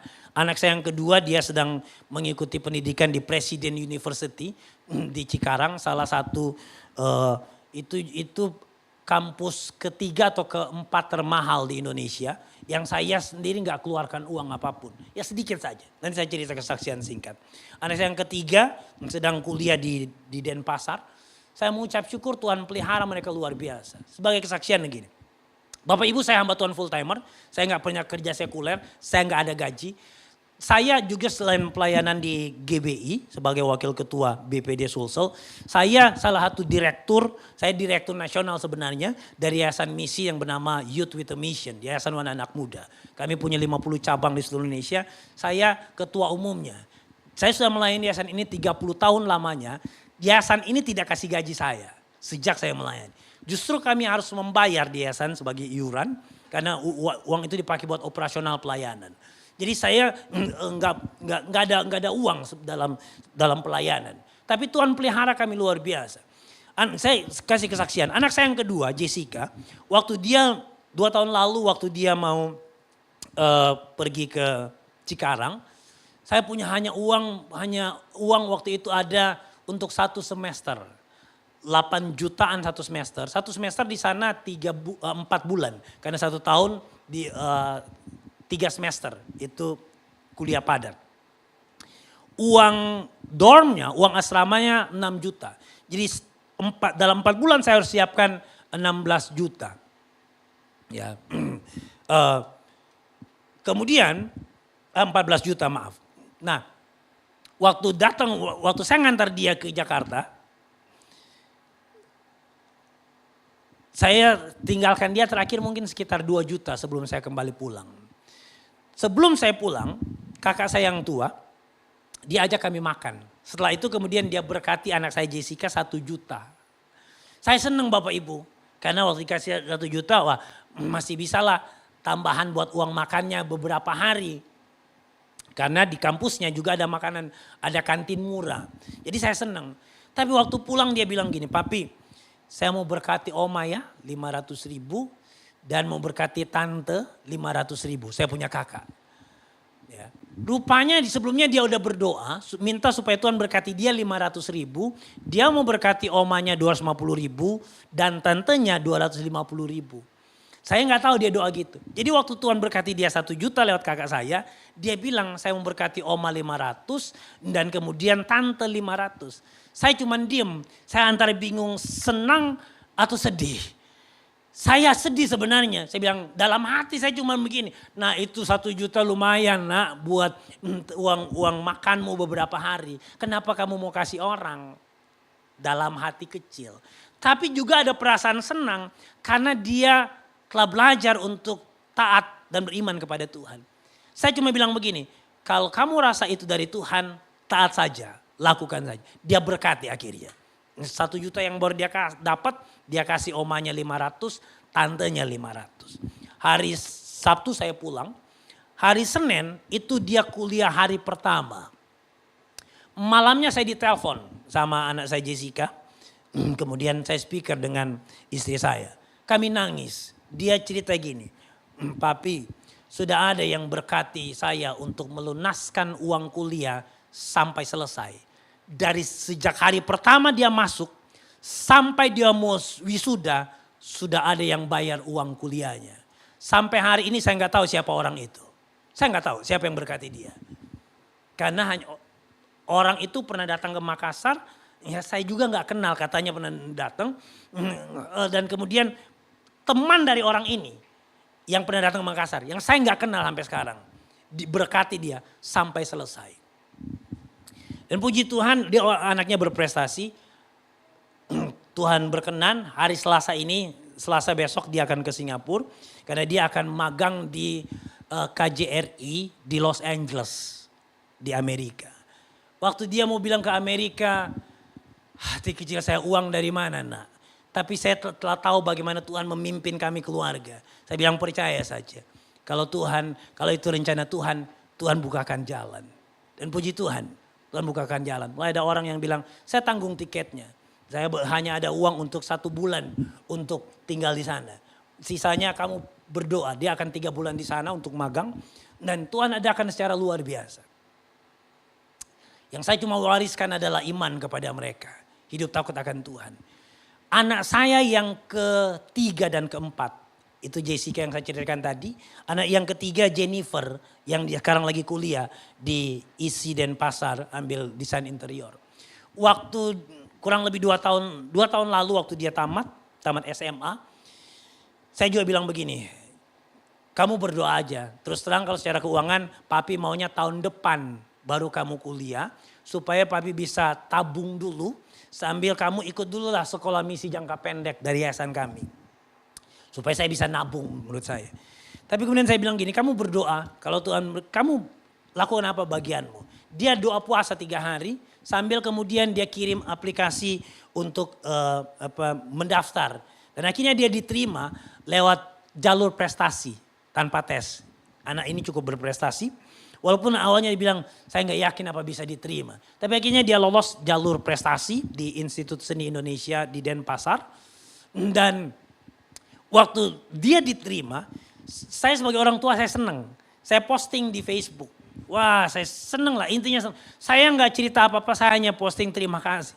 Sebagai orang tua yang bangga dengan anaknya yang berprestasi, saya hanya posting itu. Gak sebutkan bahkan nama, saya hanya sebutkan nama kampusnya. Saya nggak sebutkan uang kuliahnya, saya juga nggak bilang gini, tolong doakan untuk langkah selanjutnya. Gak ada istilah tolong doakan untuk uang sekolahnya. Sama sekali enggak. Hanya posting sebagai ungkapan sukacita. Beberapa hari kemudian saya ditelepon sama seorang bapak pengusaha yang istrinya baca saya punya status di Facebook. Saya nggak nyebut apa-apa, nggak mention apapun tentang keuangan dan sebagainya. Suaminya bilang begini, pengusaha ini, saya akan tanggung biaya kuliahnya. Nggak berhenti di situ, dia tanya lagi, bagaimana adiknya? Dia tahu tentang keluarga saya. Adiknya, saya punya anak yang keempat, itu mau masuk, anak saya yang keempat ini, mereka semua dari kecil memang di Gamaliel. Nah, tapi kemudian pengusaha Intel bilang begini, bagaimana kalau kasih masuk di sekolah yang di pantai itu, IPK di sana. Itu uang SPP-nya aja 2,7 juta satu bulan. Masukin aja di situ. Saya biayai sampai selesai. Saya tanya sama anak saya, dia nggak mau, dia tetap milihnya di Gamaliel karena teman-temannya dari situ. Tapi sekalipun mau ambil yang paling mahal itu, dia siap biayai. Dan sampai hari ini, kedua anak saya itu juga uang sekolahnya dibayarkan. Saya nggak ngomong apa-apa, tapi Tuhan tahu. Rencana Tuhan dalam hidup saudara itu bukan hanya berhenti. Kalau Tuhan mau memberkati saudara, dia nggak berhenti hanya dalam hidupmu. Tapi anak-anakmu, cucumu juga diberkati. Amin. Jangan takut Bapak Ibu. Ya, saya bukan dari keluarga yang saya sudah cerita. Kami keluarga nggak punya uang, hanya punya warisan rohani. Tapi oleh anugerah Tuhan, ya berapa bulan yang lalu saya sudah mengunjungi semua provinsi di seluruh Indonesia. Oleh anugerah Tuhan, Tuhan bawa saya di beberapa negara untuk melayani Tuhan. Yang saya nggak punya uang apapun, nggak punya modal. Tapi semua hanya karena anugerah Tuhan. Ajarkan anak-anakmu hidup dalam takut akan Tuhan. Tuhan akan pelihara mereka. Yang keempat, prinsip yang keempat dari rencana Tuhan, Efesus 3 ayat 20. Efesus pasal 3 ayatnya yang ke-20, firman Tuhan berbunyi demikian. Bagi Dialah yang dapat melakukan jauh lebih banyak daripada yang kita doakan atau pikirkan. Seperti yang ternyata dari kuasa yang bekerja di dalam kita. Prinsip yang keempat dari rencana Tuhan lagi nih. Rencana Tuhan dalam hidup kita jauh lebih besar dari apa yang kita pikirkan. Karena itu jangan berpikir kecil Bapak Ibu. Belajar punya mimpi yang besar. Karena memang rencana Tuhan jauh lebih besar dari hidup kita. Masih ingat cerita tentang Abraham? Abraham hanya minta satu anak. Tuhan beri saya satu anak saja. Begitu frustasinya, begitu depresinya dia, kalau saya bisa pakai istilah itu. Sehingga bahkan dia rela tidur dengan gundiknya Hagar. Hanya supaya dapat satu anak. Dia hanya berpikir, Tuhan kasih saya satu anak. Tuhan bilang begini, satu anak gak cukup. Coba kamu lihat bintang di langit. Kamu lihat pasir di lautan. Sebanyak itu yang akan kuberikan. Dia hanya berpikir satu, Tuhan kasih begitu banyak yang dia gak bisa hitung jumlahnya. Hal yang sama dengan Musa. Masih ingat Musa? Musa membunuh tentara Mesir hanya untuk menyelamatkan satu orang Israel yang jadi budak waktu itu. Yang dipukul sama tentara Mesir itu. Musa menyelamatkan satu orang. Musa hanya berpikir menyelamatkan satu orang. Tapi Tuhan pakai dia menyelamatkan satu bangsa. Dia hanya berpikir satu orang, Tuhan pakai dia menyelamatkan satu bangsa. Jauh lebih besar dari apa yang bisa dia pikirkan dan bayangkan. Rencana Tuhan jauh lebih besar dari kapasitas otakmu dan saya. Karena itu saudara, jangan membatasi dirimu dengan keterbatasanmu. Dengan apa yang bisa engkau pikirkan hari ini. Baik untuk hidupmu, untuk keluargamu, untuk anak-anakmu. Karena rencana Tuhan jauh lebih besar dari apa yang bisa kita pikirkan. Bahkan yang bisa kita bayangkan, kita doakan. Yang terakhir. Yang kelima. Yesaya 55 ayat 8 dan 9. Ayat yang gak asing buat kita. Yesaya pasal 55 ayat 8 dan 9. Sama-sama baca. Saya baca ayat 8, ayat 9 kita baca sama-sama. Sebab rancanganku bukanlah rancanganmu dan jalanmu bukanlah jalanku. Demikianlah firman Tuhan. 2, 3. Seperti tingginya langit dari bumi, demikianlah tingginya jalanku dari jalanmu. Dan rancanganku dari rancanganmu. Yang kelima, rancangan Tuhan berbeda dengan rancangan kita. Rancangan kita itu sangat berbeda jauh dengan rancangan Tuhan. Sejauh langit dari bumi, sejauh timur dari barat. Demikian rancangan Tuhan dan rancangan kita. Ya, gak bisa dibandingkan. Nah, itu berarti gini, sangat penting kalau kita membuat rencana kita, jangan buat rencana berdasarkan apa yang kita pandang baik. Ya, tapi buat rancangan berdasarkan apa yang Tuhan mau. Saya akan akhiri dengan bagian ini. Mari lihat dalam Yakobus pasal 4. Yakobus pasal 4 ayat 13 sampai 15. Yakobus pasal 4, ada prinsip yang penting di sini dalam membuat rancangan, buat rencana. Judul perikop yang diberikan oleh Lembaga Alkitab Indonesia di ayat 13 sampai 17 Yakobus pasal 4 ini adalah jangan melupakan Tuhan dalam perencanaan. Oke? Jangan melupakan Tuhan dalam perencanaan. Ayat 13 saya baca. Jadi sekarang, hai kamu yang berkata hari ini atau besok kami berangkat ke kota Anu dan di sana kami akan tinggal setahun dan berdagang serta mendapat untung. Di situ dulu tahan. Ayat 13. Jadi ini ceritanya tentang seorang pengusaha yang pintar. Ini pengusaha yang cerdas. Dia udah buat rancangannya, rencana bisnisnya. Dia udah buat bisnis plan-nya. Pinjamlah kata Parepare. Jadi dia gini, dia udah buat rencana. Kalau saya mau buka usaha di Parepare, tinggal di selama setahun. Dengan modal sekian, biaya operasional sekian. Dalam 1 tahun untung saya segini. Sudah sejauh itu yang ada dalam pikiran pengusaha di ayat 13 ini. Jadi dia pengusaha yang pintar. Dia pengusaha yang buat kalkulasi dengan sangat baik. Dia udah berpikir 1 tahun punya Bapak Ibu. Tapi kemudian ayat 14 Tuhan bilang begini. Sedang kamu tidak tahu apa yang akan terjadi besok. Apakah arti hidupmu? Hidup itu sama seperti uap yang sebentar saja kelihatan lalu lenyap. Ayat 15 sama-sama baca 2, 3. Sebenarnya kamu harus berkata gini. Jika Tuhan menghendakinya kami akan hidup dan berbuat indah. Perhatikan kalimat yang bilang gini. Jika Tuhan menghendakinya. Kata jika Tuhan menghendakinya ini bicara pentingnya prinsip konfirmasi dari Tuhan. Sebelum sedang ngambil keputusan penting, jangan dulu buat keputusan apapun sebelum ada konfirmasi dari Tuhan. Sebagai contoh gini, kenapa banyak pengusaha Kristen yang kemudian kecewa dengan Tuhan? Ada sebagai contoh gini, katakanlah ada seorang pengusaha, dia mau buka bengkel di Parepare. Dia udah buat kalkulasi selama 1 tahun. Tapi waktu dia buat rencana sampai sudah kira-kira dapat untung 1 tahun. Dia nggak tanya Tuhan dulu. Benar nggak Tuhan ini rencana Tuhan? Hanya berdasarkan apa yang dia pandang baik.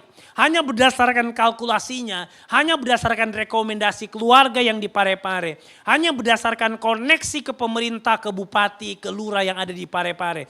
Buka aja cabang di sini. Hanya berdasarkan apa yang dia pandang baik. Tapi nggak ada konfirmasi awal dari Tuhan. Hanya karena berdasarkan pertimbangan baik. Akhirnya dia investasi. Udah keluar modal 100 juta. Ya, sewa ruko selama 1 tahun.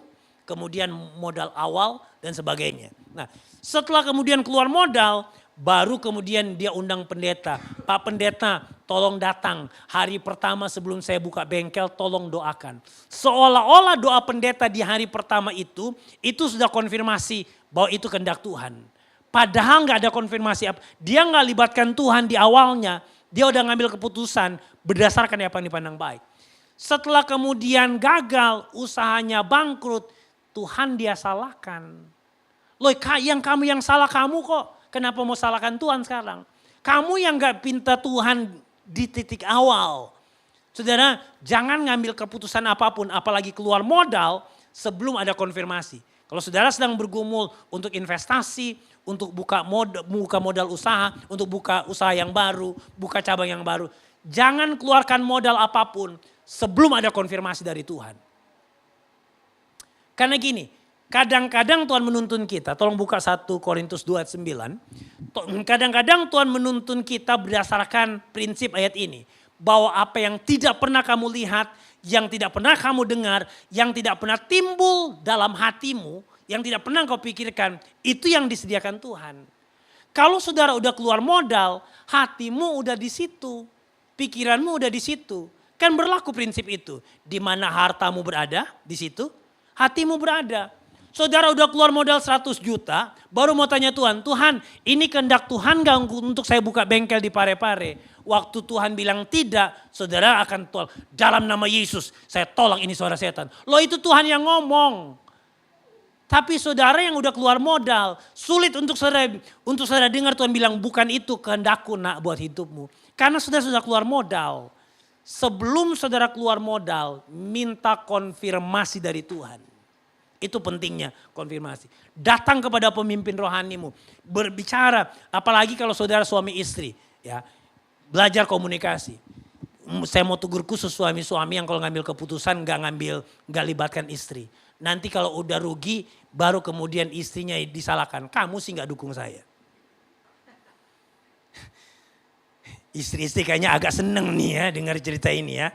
Suami-suami yang gitu tolong bertobat hari ini. Tapi serius Bapak Ibu, kalau saudara suami istri ambil doa bersama. Suami-suami sebelum ngambil keputusan penting doa bersama. Diskusi bersama, libatkan Tuhan. Jangan keluar modal dulu. Cari gembalamu, cari Pak Esra, cari pemimpin sel grupmu, cari ibu gembala, cari pemimpin-pemimpin rohani. Minta doa supaya ada konfirmasi dari Tuhan. Jangan keluar modal sebelum ada konfirmasi. Hal yang sama, prinsip ini berlaku untuk semua area pengambilan keputusan.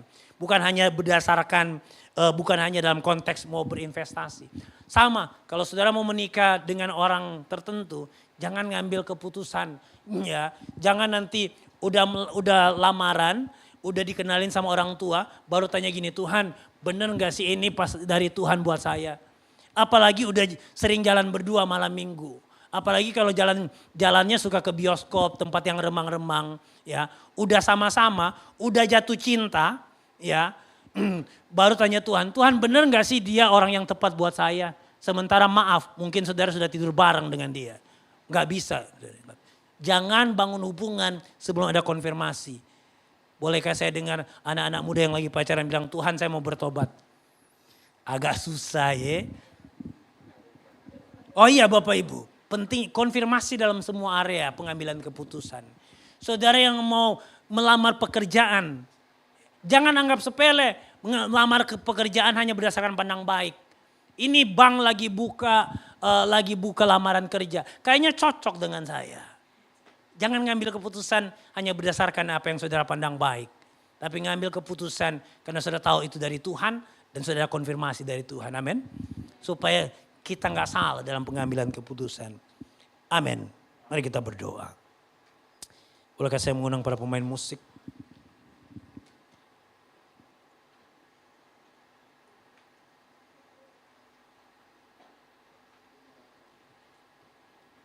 Tuhan kau gembala kami. Tuntun kami dombamu.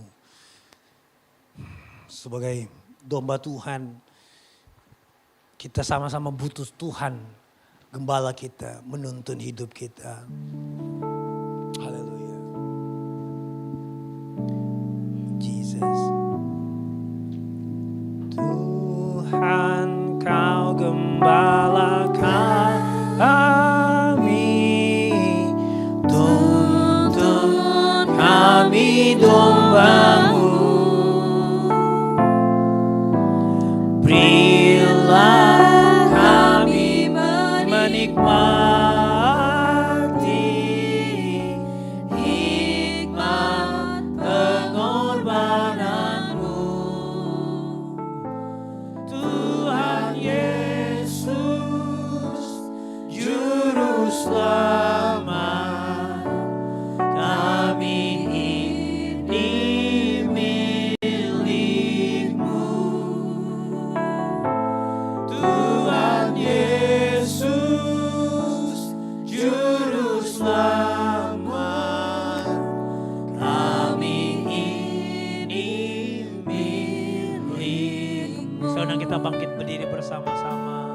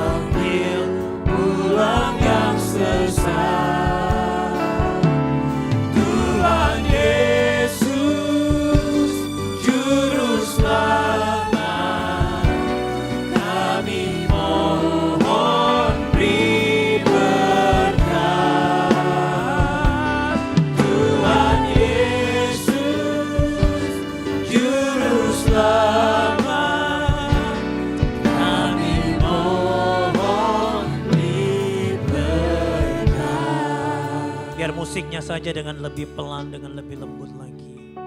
Mari datang kepada Tuhan, gembala kita, gembala yang agung. Biar Dia yang memimpin hidup kita. Ambil waktu sejenak untuk merenungkan kembali dan meresponi firman Tuhan. Saya percaya kepada kekuatan dari meresponi firman Tuhan. Karena setiap kali saudara meresponi firman Tuhan, firman yang saudara responi itu akan bekerja dalam diri saudara, mengubah saudara, menjadikan saudara selaras dengan seperti yang diinginkan firman itu dalam hidup saudara. Saya nggak tahu bagian mana yang saudara tahu Tuhan sedang berbicara dalam hidupmu hari ini. Tapi kalau saudara tahu firman itu relevan dalam hidupmu, kalau saudara tahu Tuhan sedang berbicara kepada saudara lewat firman Tuhan pagi ini, mari beri respon kepada Tuhan.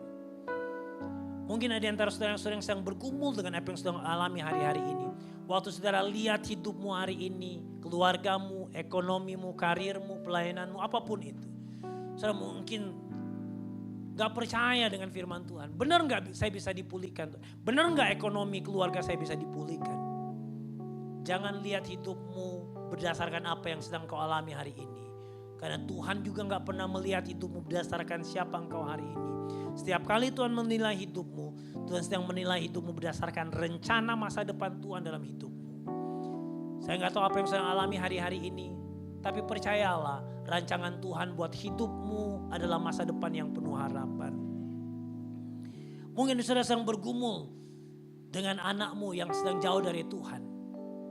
Saudara pikir dia telah menyimpang jauh. Bahkan saudara bisa telusuri, kayaknya minggu kemarin dia lagi berbuat dosa. Bulan yang lalu dia berbuat dosa. Mungkin udah berulang kali seperti istilah GPS. Dia udah putar balik, dia udah belok di jalan yang lain. Tapi sama seperti GPS itu dia akan buat rute yang baru. Tuhan selalu punya cara untuk membawa anakmu kembali ke tujuan mula-mula.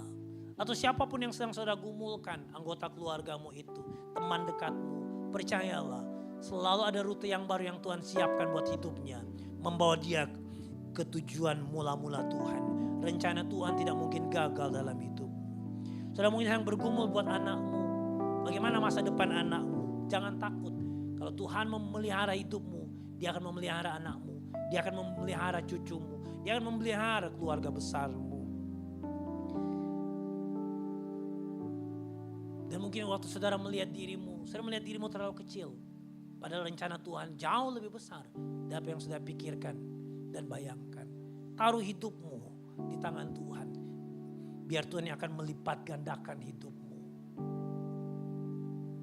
Dan kalau ada di antara saudara yang hari-hari ini saudara sedang membuat rencana. Saudara sedang bergumul untuk rencana apapun dalam hidupmu.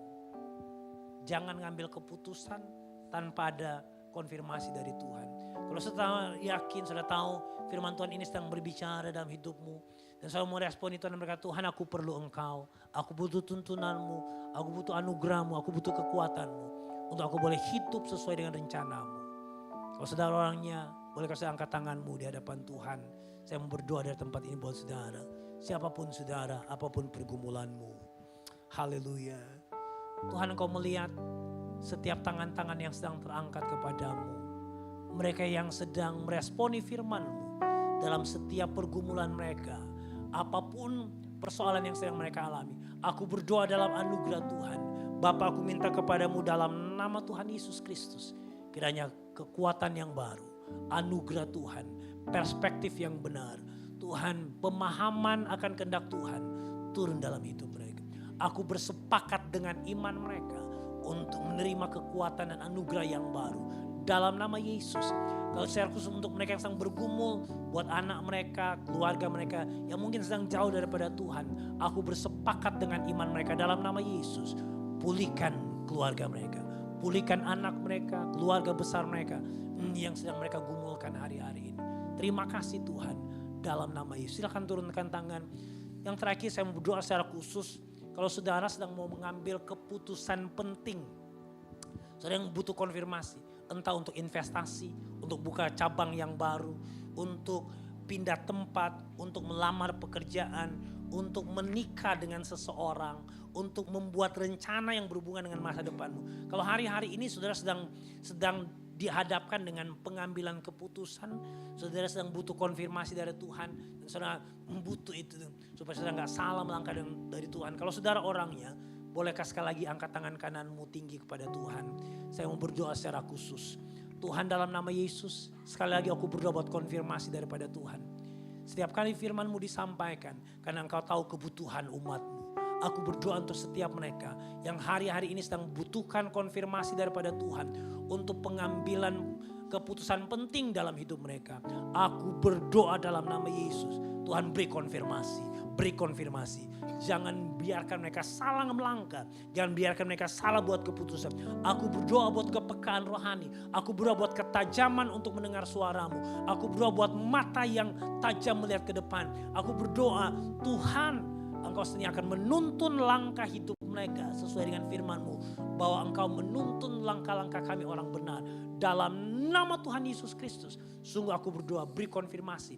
Kalau dia ada di antara mereka sebagai kepala keluarga yang mengambil keputusan penting. Tuhan beri konfirmasi lewat istri, lewat suami mereka. Dalam nama Tuhan Yesus Kristus. Lewat pemimpin rohani. Demi nama Yesus. Supaya mereka nggak salah melangkah. Terima kasih Tuhan, terima kasih. Silakan turunkan tangan. Engkau gembala kami yang baik. Kau selalu menuntun kami Tuhan. Terima kasih Tuhan Yesus. Tuhan Yesus, Juru Selamat. Silakan duduk kembali. Saya kembalikan.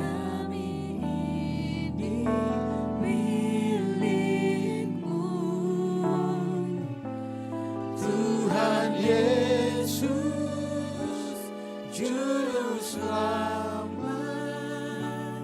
kami ini milik-Mu. Terima kasih Tuhan buat firman-Mu pada siang hari ini. Melalui hamba-Mu ya Bapa. Dan biar firman ini Tuhan akan menjadi rema dalam hidup kami. Tuhan menuntun kami. Tuhan memberkati hidup kami ya Bapa. Berkati hamba-Mu Tuhan Bapak Jimmy Tawaluyan Bapak. Dalam pelayanan dia Tuhan. Dalam rumah tangga hamba-Mu ini Tuhan. Tuhan yang memberkati. Tuhan yang menyertai selalu. Dan Tuhan yang mengurapinya Bapak. Dalam nama Yesus. Dan pada saat ini Tuhan kami akan memberi persembahan buat pekerjaan Tuhan di tempat ini. Biar Tuhan memberkati setiap kami yang memberi dengan penuh sukacita. Kami percaya berkat berasal dari Tuhan. Dan kami kembalikan sepenuhnya untuk kemuliaan bagi nama Tuhan. Dalam nama Yesus kami telah berdoa dan mengucap syukur. Haleluya. Amin. Puji Tuhan, sambil kita mempersiapkan persembahan kita angkat pujian bagi Tuhan. Persembahan akan diberikan mulai dari sebelah kiri saya, di tengah dan sebelah kanan saya. Selamat memberi, Tuhan Yesus memberkati kita semuanya.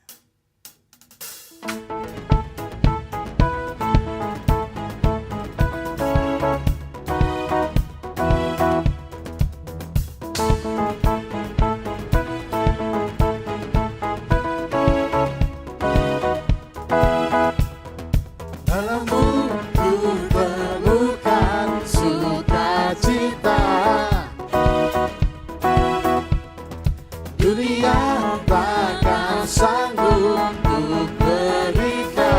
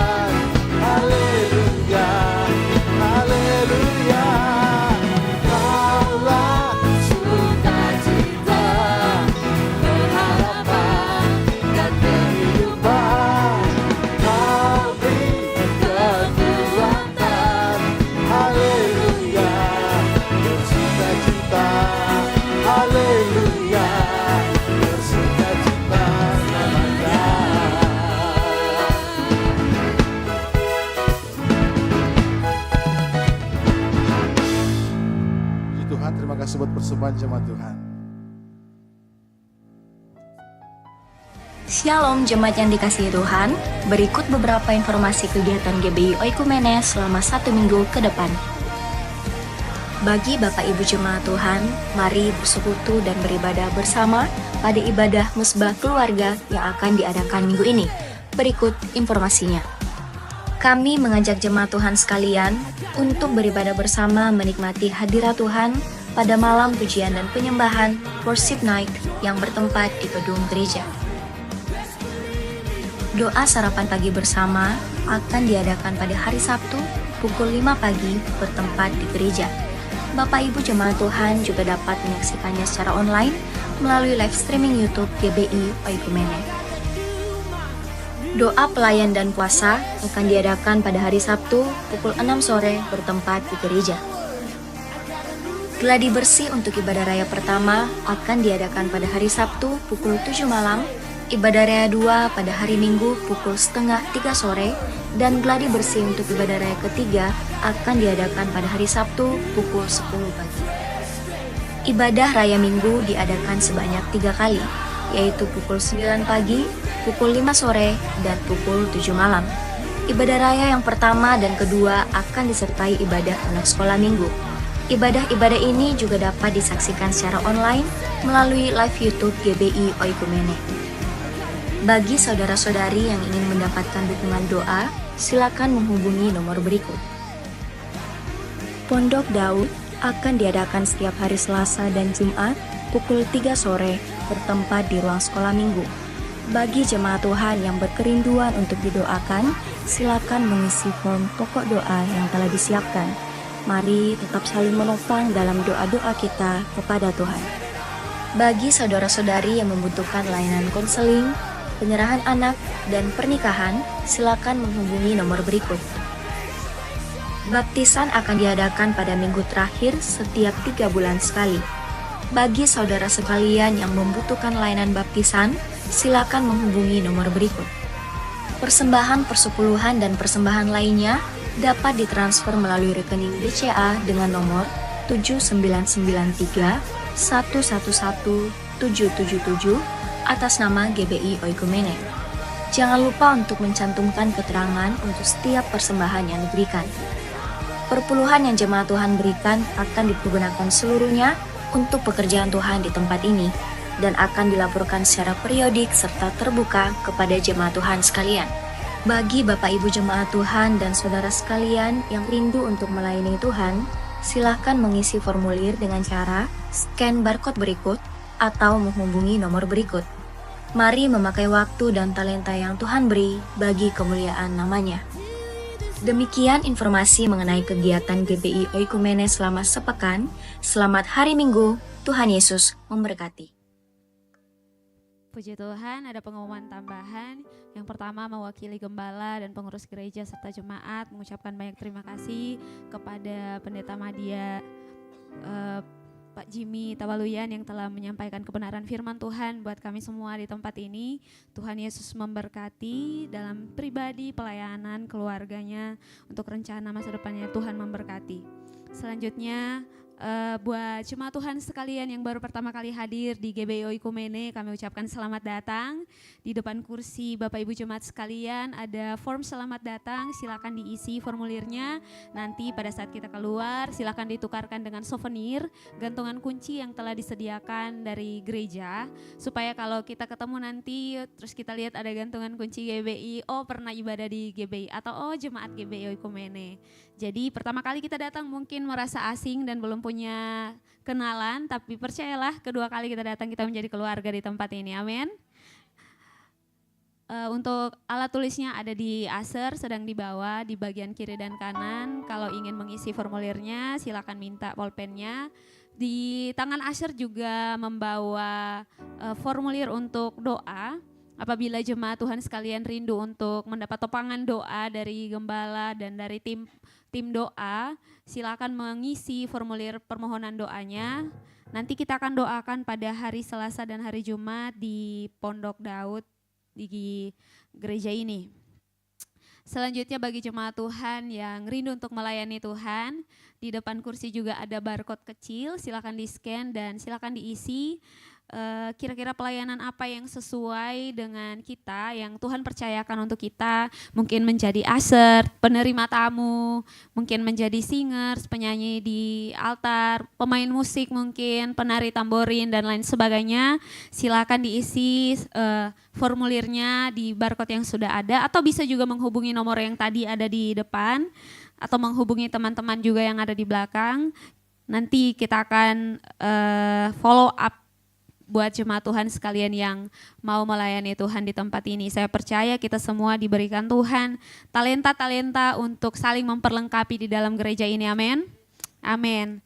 Dan setiap kegiatan sudah ada tadi diumumkan, dan nanti juga setiap kegiatannya akan diumumkan kembali di dalam grup jemaat Tuhan sekalian, di grup gereja. Jadi pastikan bahwa jemaat Tuhan, Bapak Ibu jemaat Tuhan sekalian ada di dalam grup agar tidak ketinggalan informasi baik itu waktu maupun alamat untuk tempat kita pergi beribadah. Tuhan Yesus memberkati kita semua.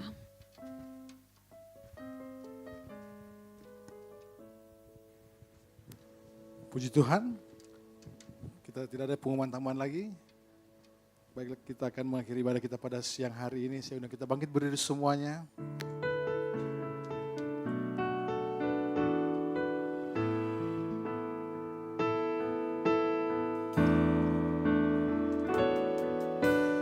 Tuhan Allah beserta Engkau sampai bertemu kembali. Kasih Kristus mengawali. Tuhan Allah beserta Engkau sampai bertemu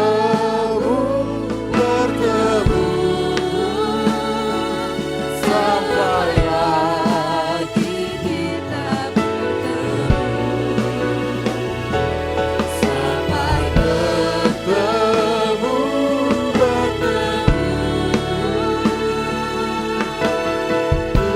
Tuhan Allah beserta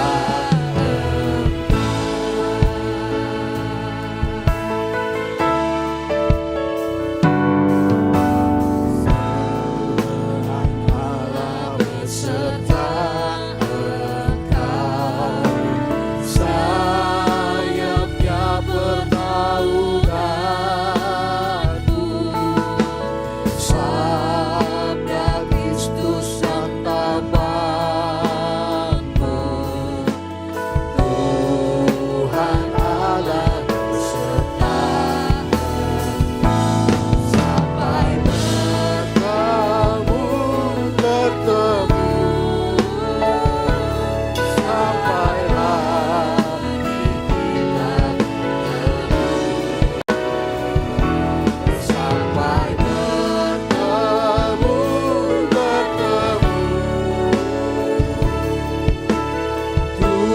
Tuhan Allah beserta sampai bertemu sampai lagi kita bertemu sampai bertemu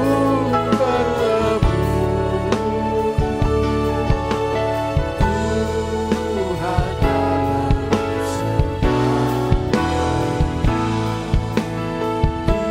Tuhan Allah beserta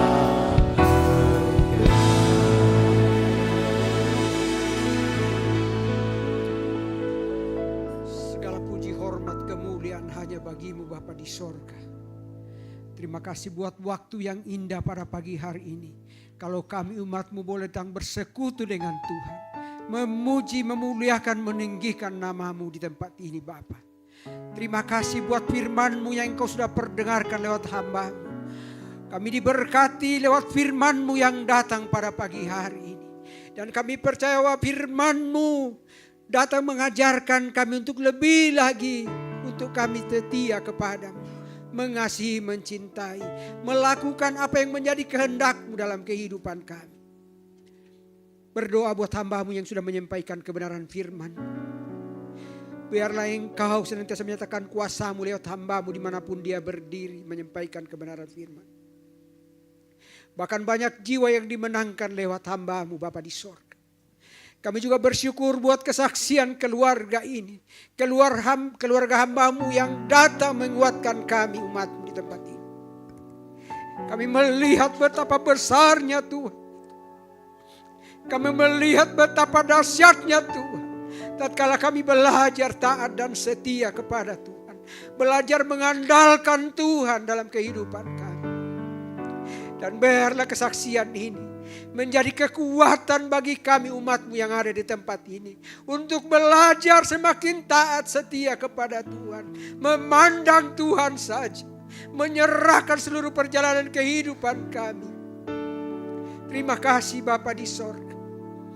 Kami berdoa buat perjalanan kehidupan kami umat-Mu di sepanjang minggu ini. Bapa, kami butuh Engkau. Kami butuh Tuhan. Kami butuh pertolongan daripada Tuhan.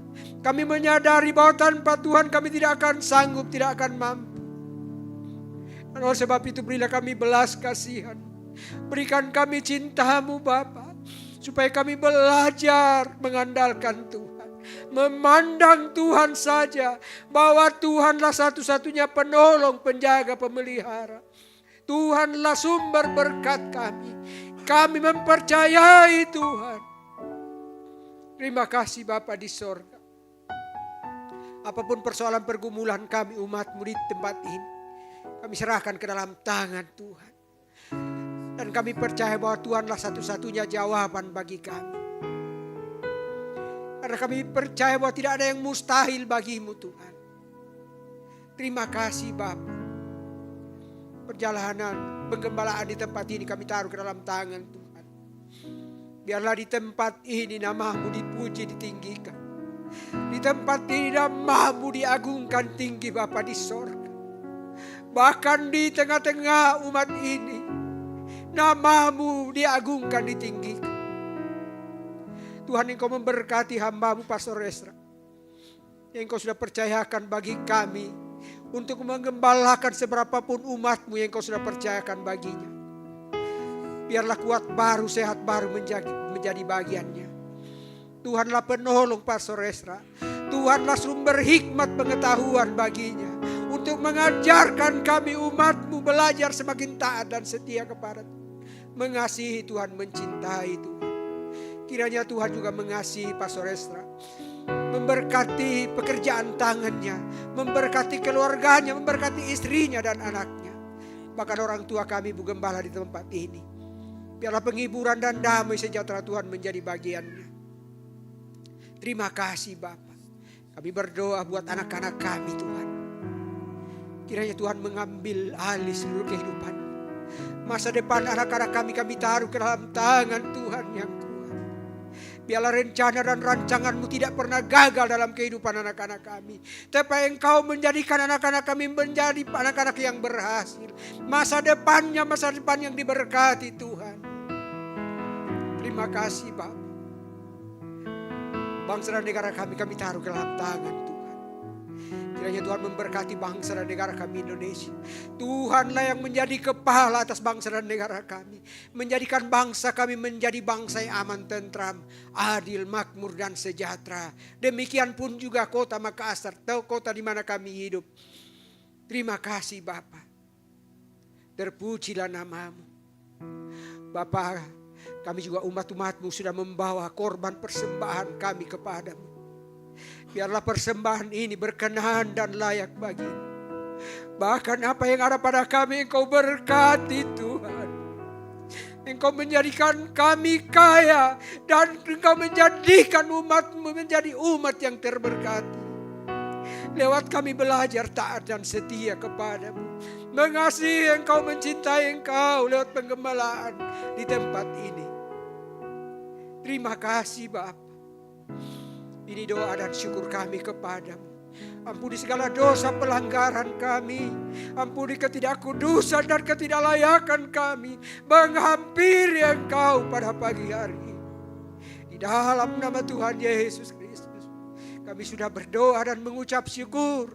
Dan kami berdoa seperti yang diajarkan Tuhan Yesus kepada kami. Bapa kami yang di sorga, dikuduskanlah namamu. Datanglah kerajaanmu, jadilah kehendak-Mu di bumi seperti di sorga. Berikanlah kami pada hari ini makanan kami yang secukupnya. Dan ampunilah kami akan kesalahan kami, seperti kami mengampuni orang yang bersalah kepada kami. Dan janganlah membawa kami ke dalam pencobaan, tetapi lepaskanlah kami daripada yang jahat. Karena Engkau yang punya kerajaan dan kuasa dan kemuliaan sampai selama-lamanya. Mari kita angkat kedua tangan kita terima berkat dari Tuhan dan dengarkan firman Tuhan. Diberkatilah engkau di kota, diberkatilah engkau di ladang, diberkatilah buah kandunganmu, hasil bumimu dan hasil ternakmu. Diberkatilah bakulmu dan tempat adonanmu. Diberkatilah engkau pada waktu masuk dan diberkatilah engkau pada waktu keluar.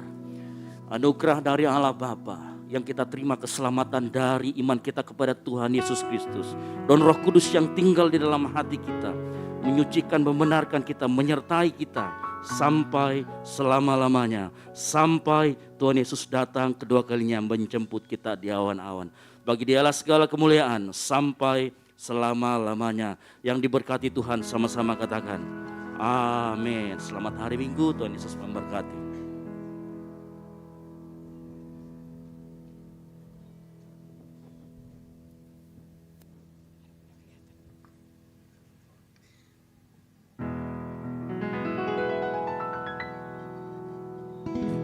Hidupku ada di tangan-Mu, Kau beri rancangan yang terindah.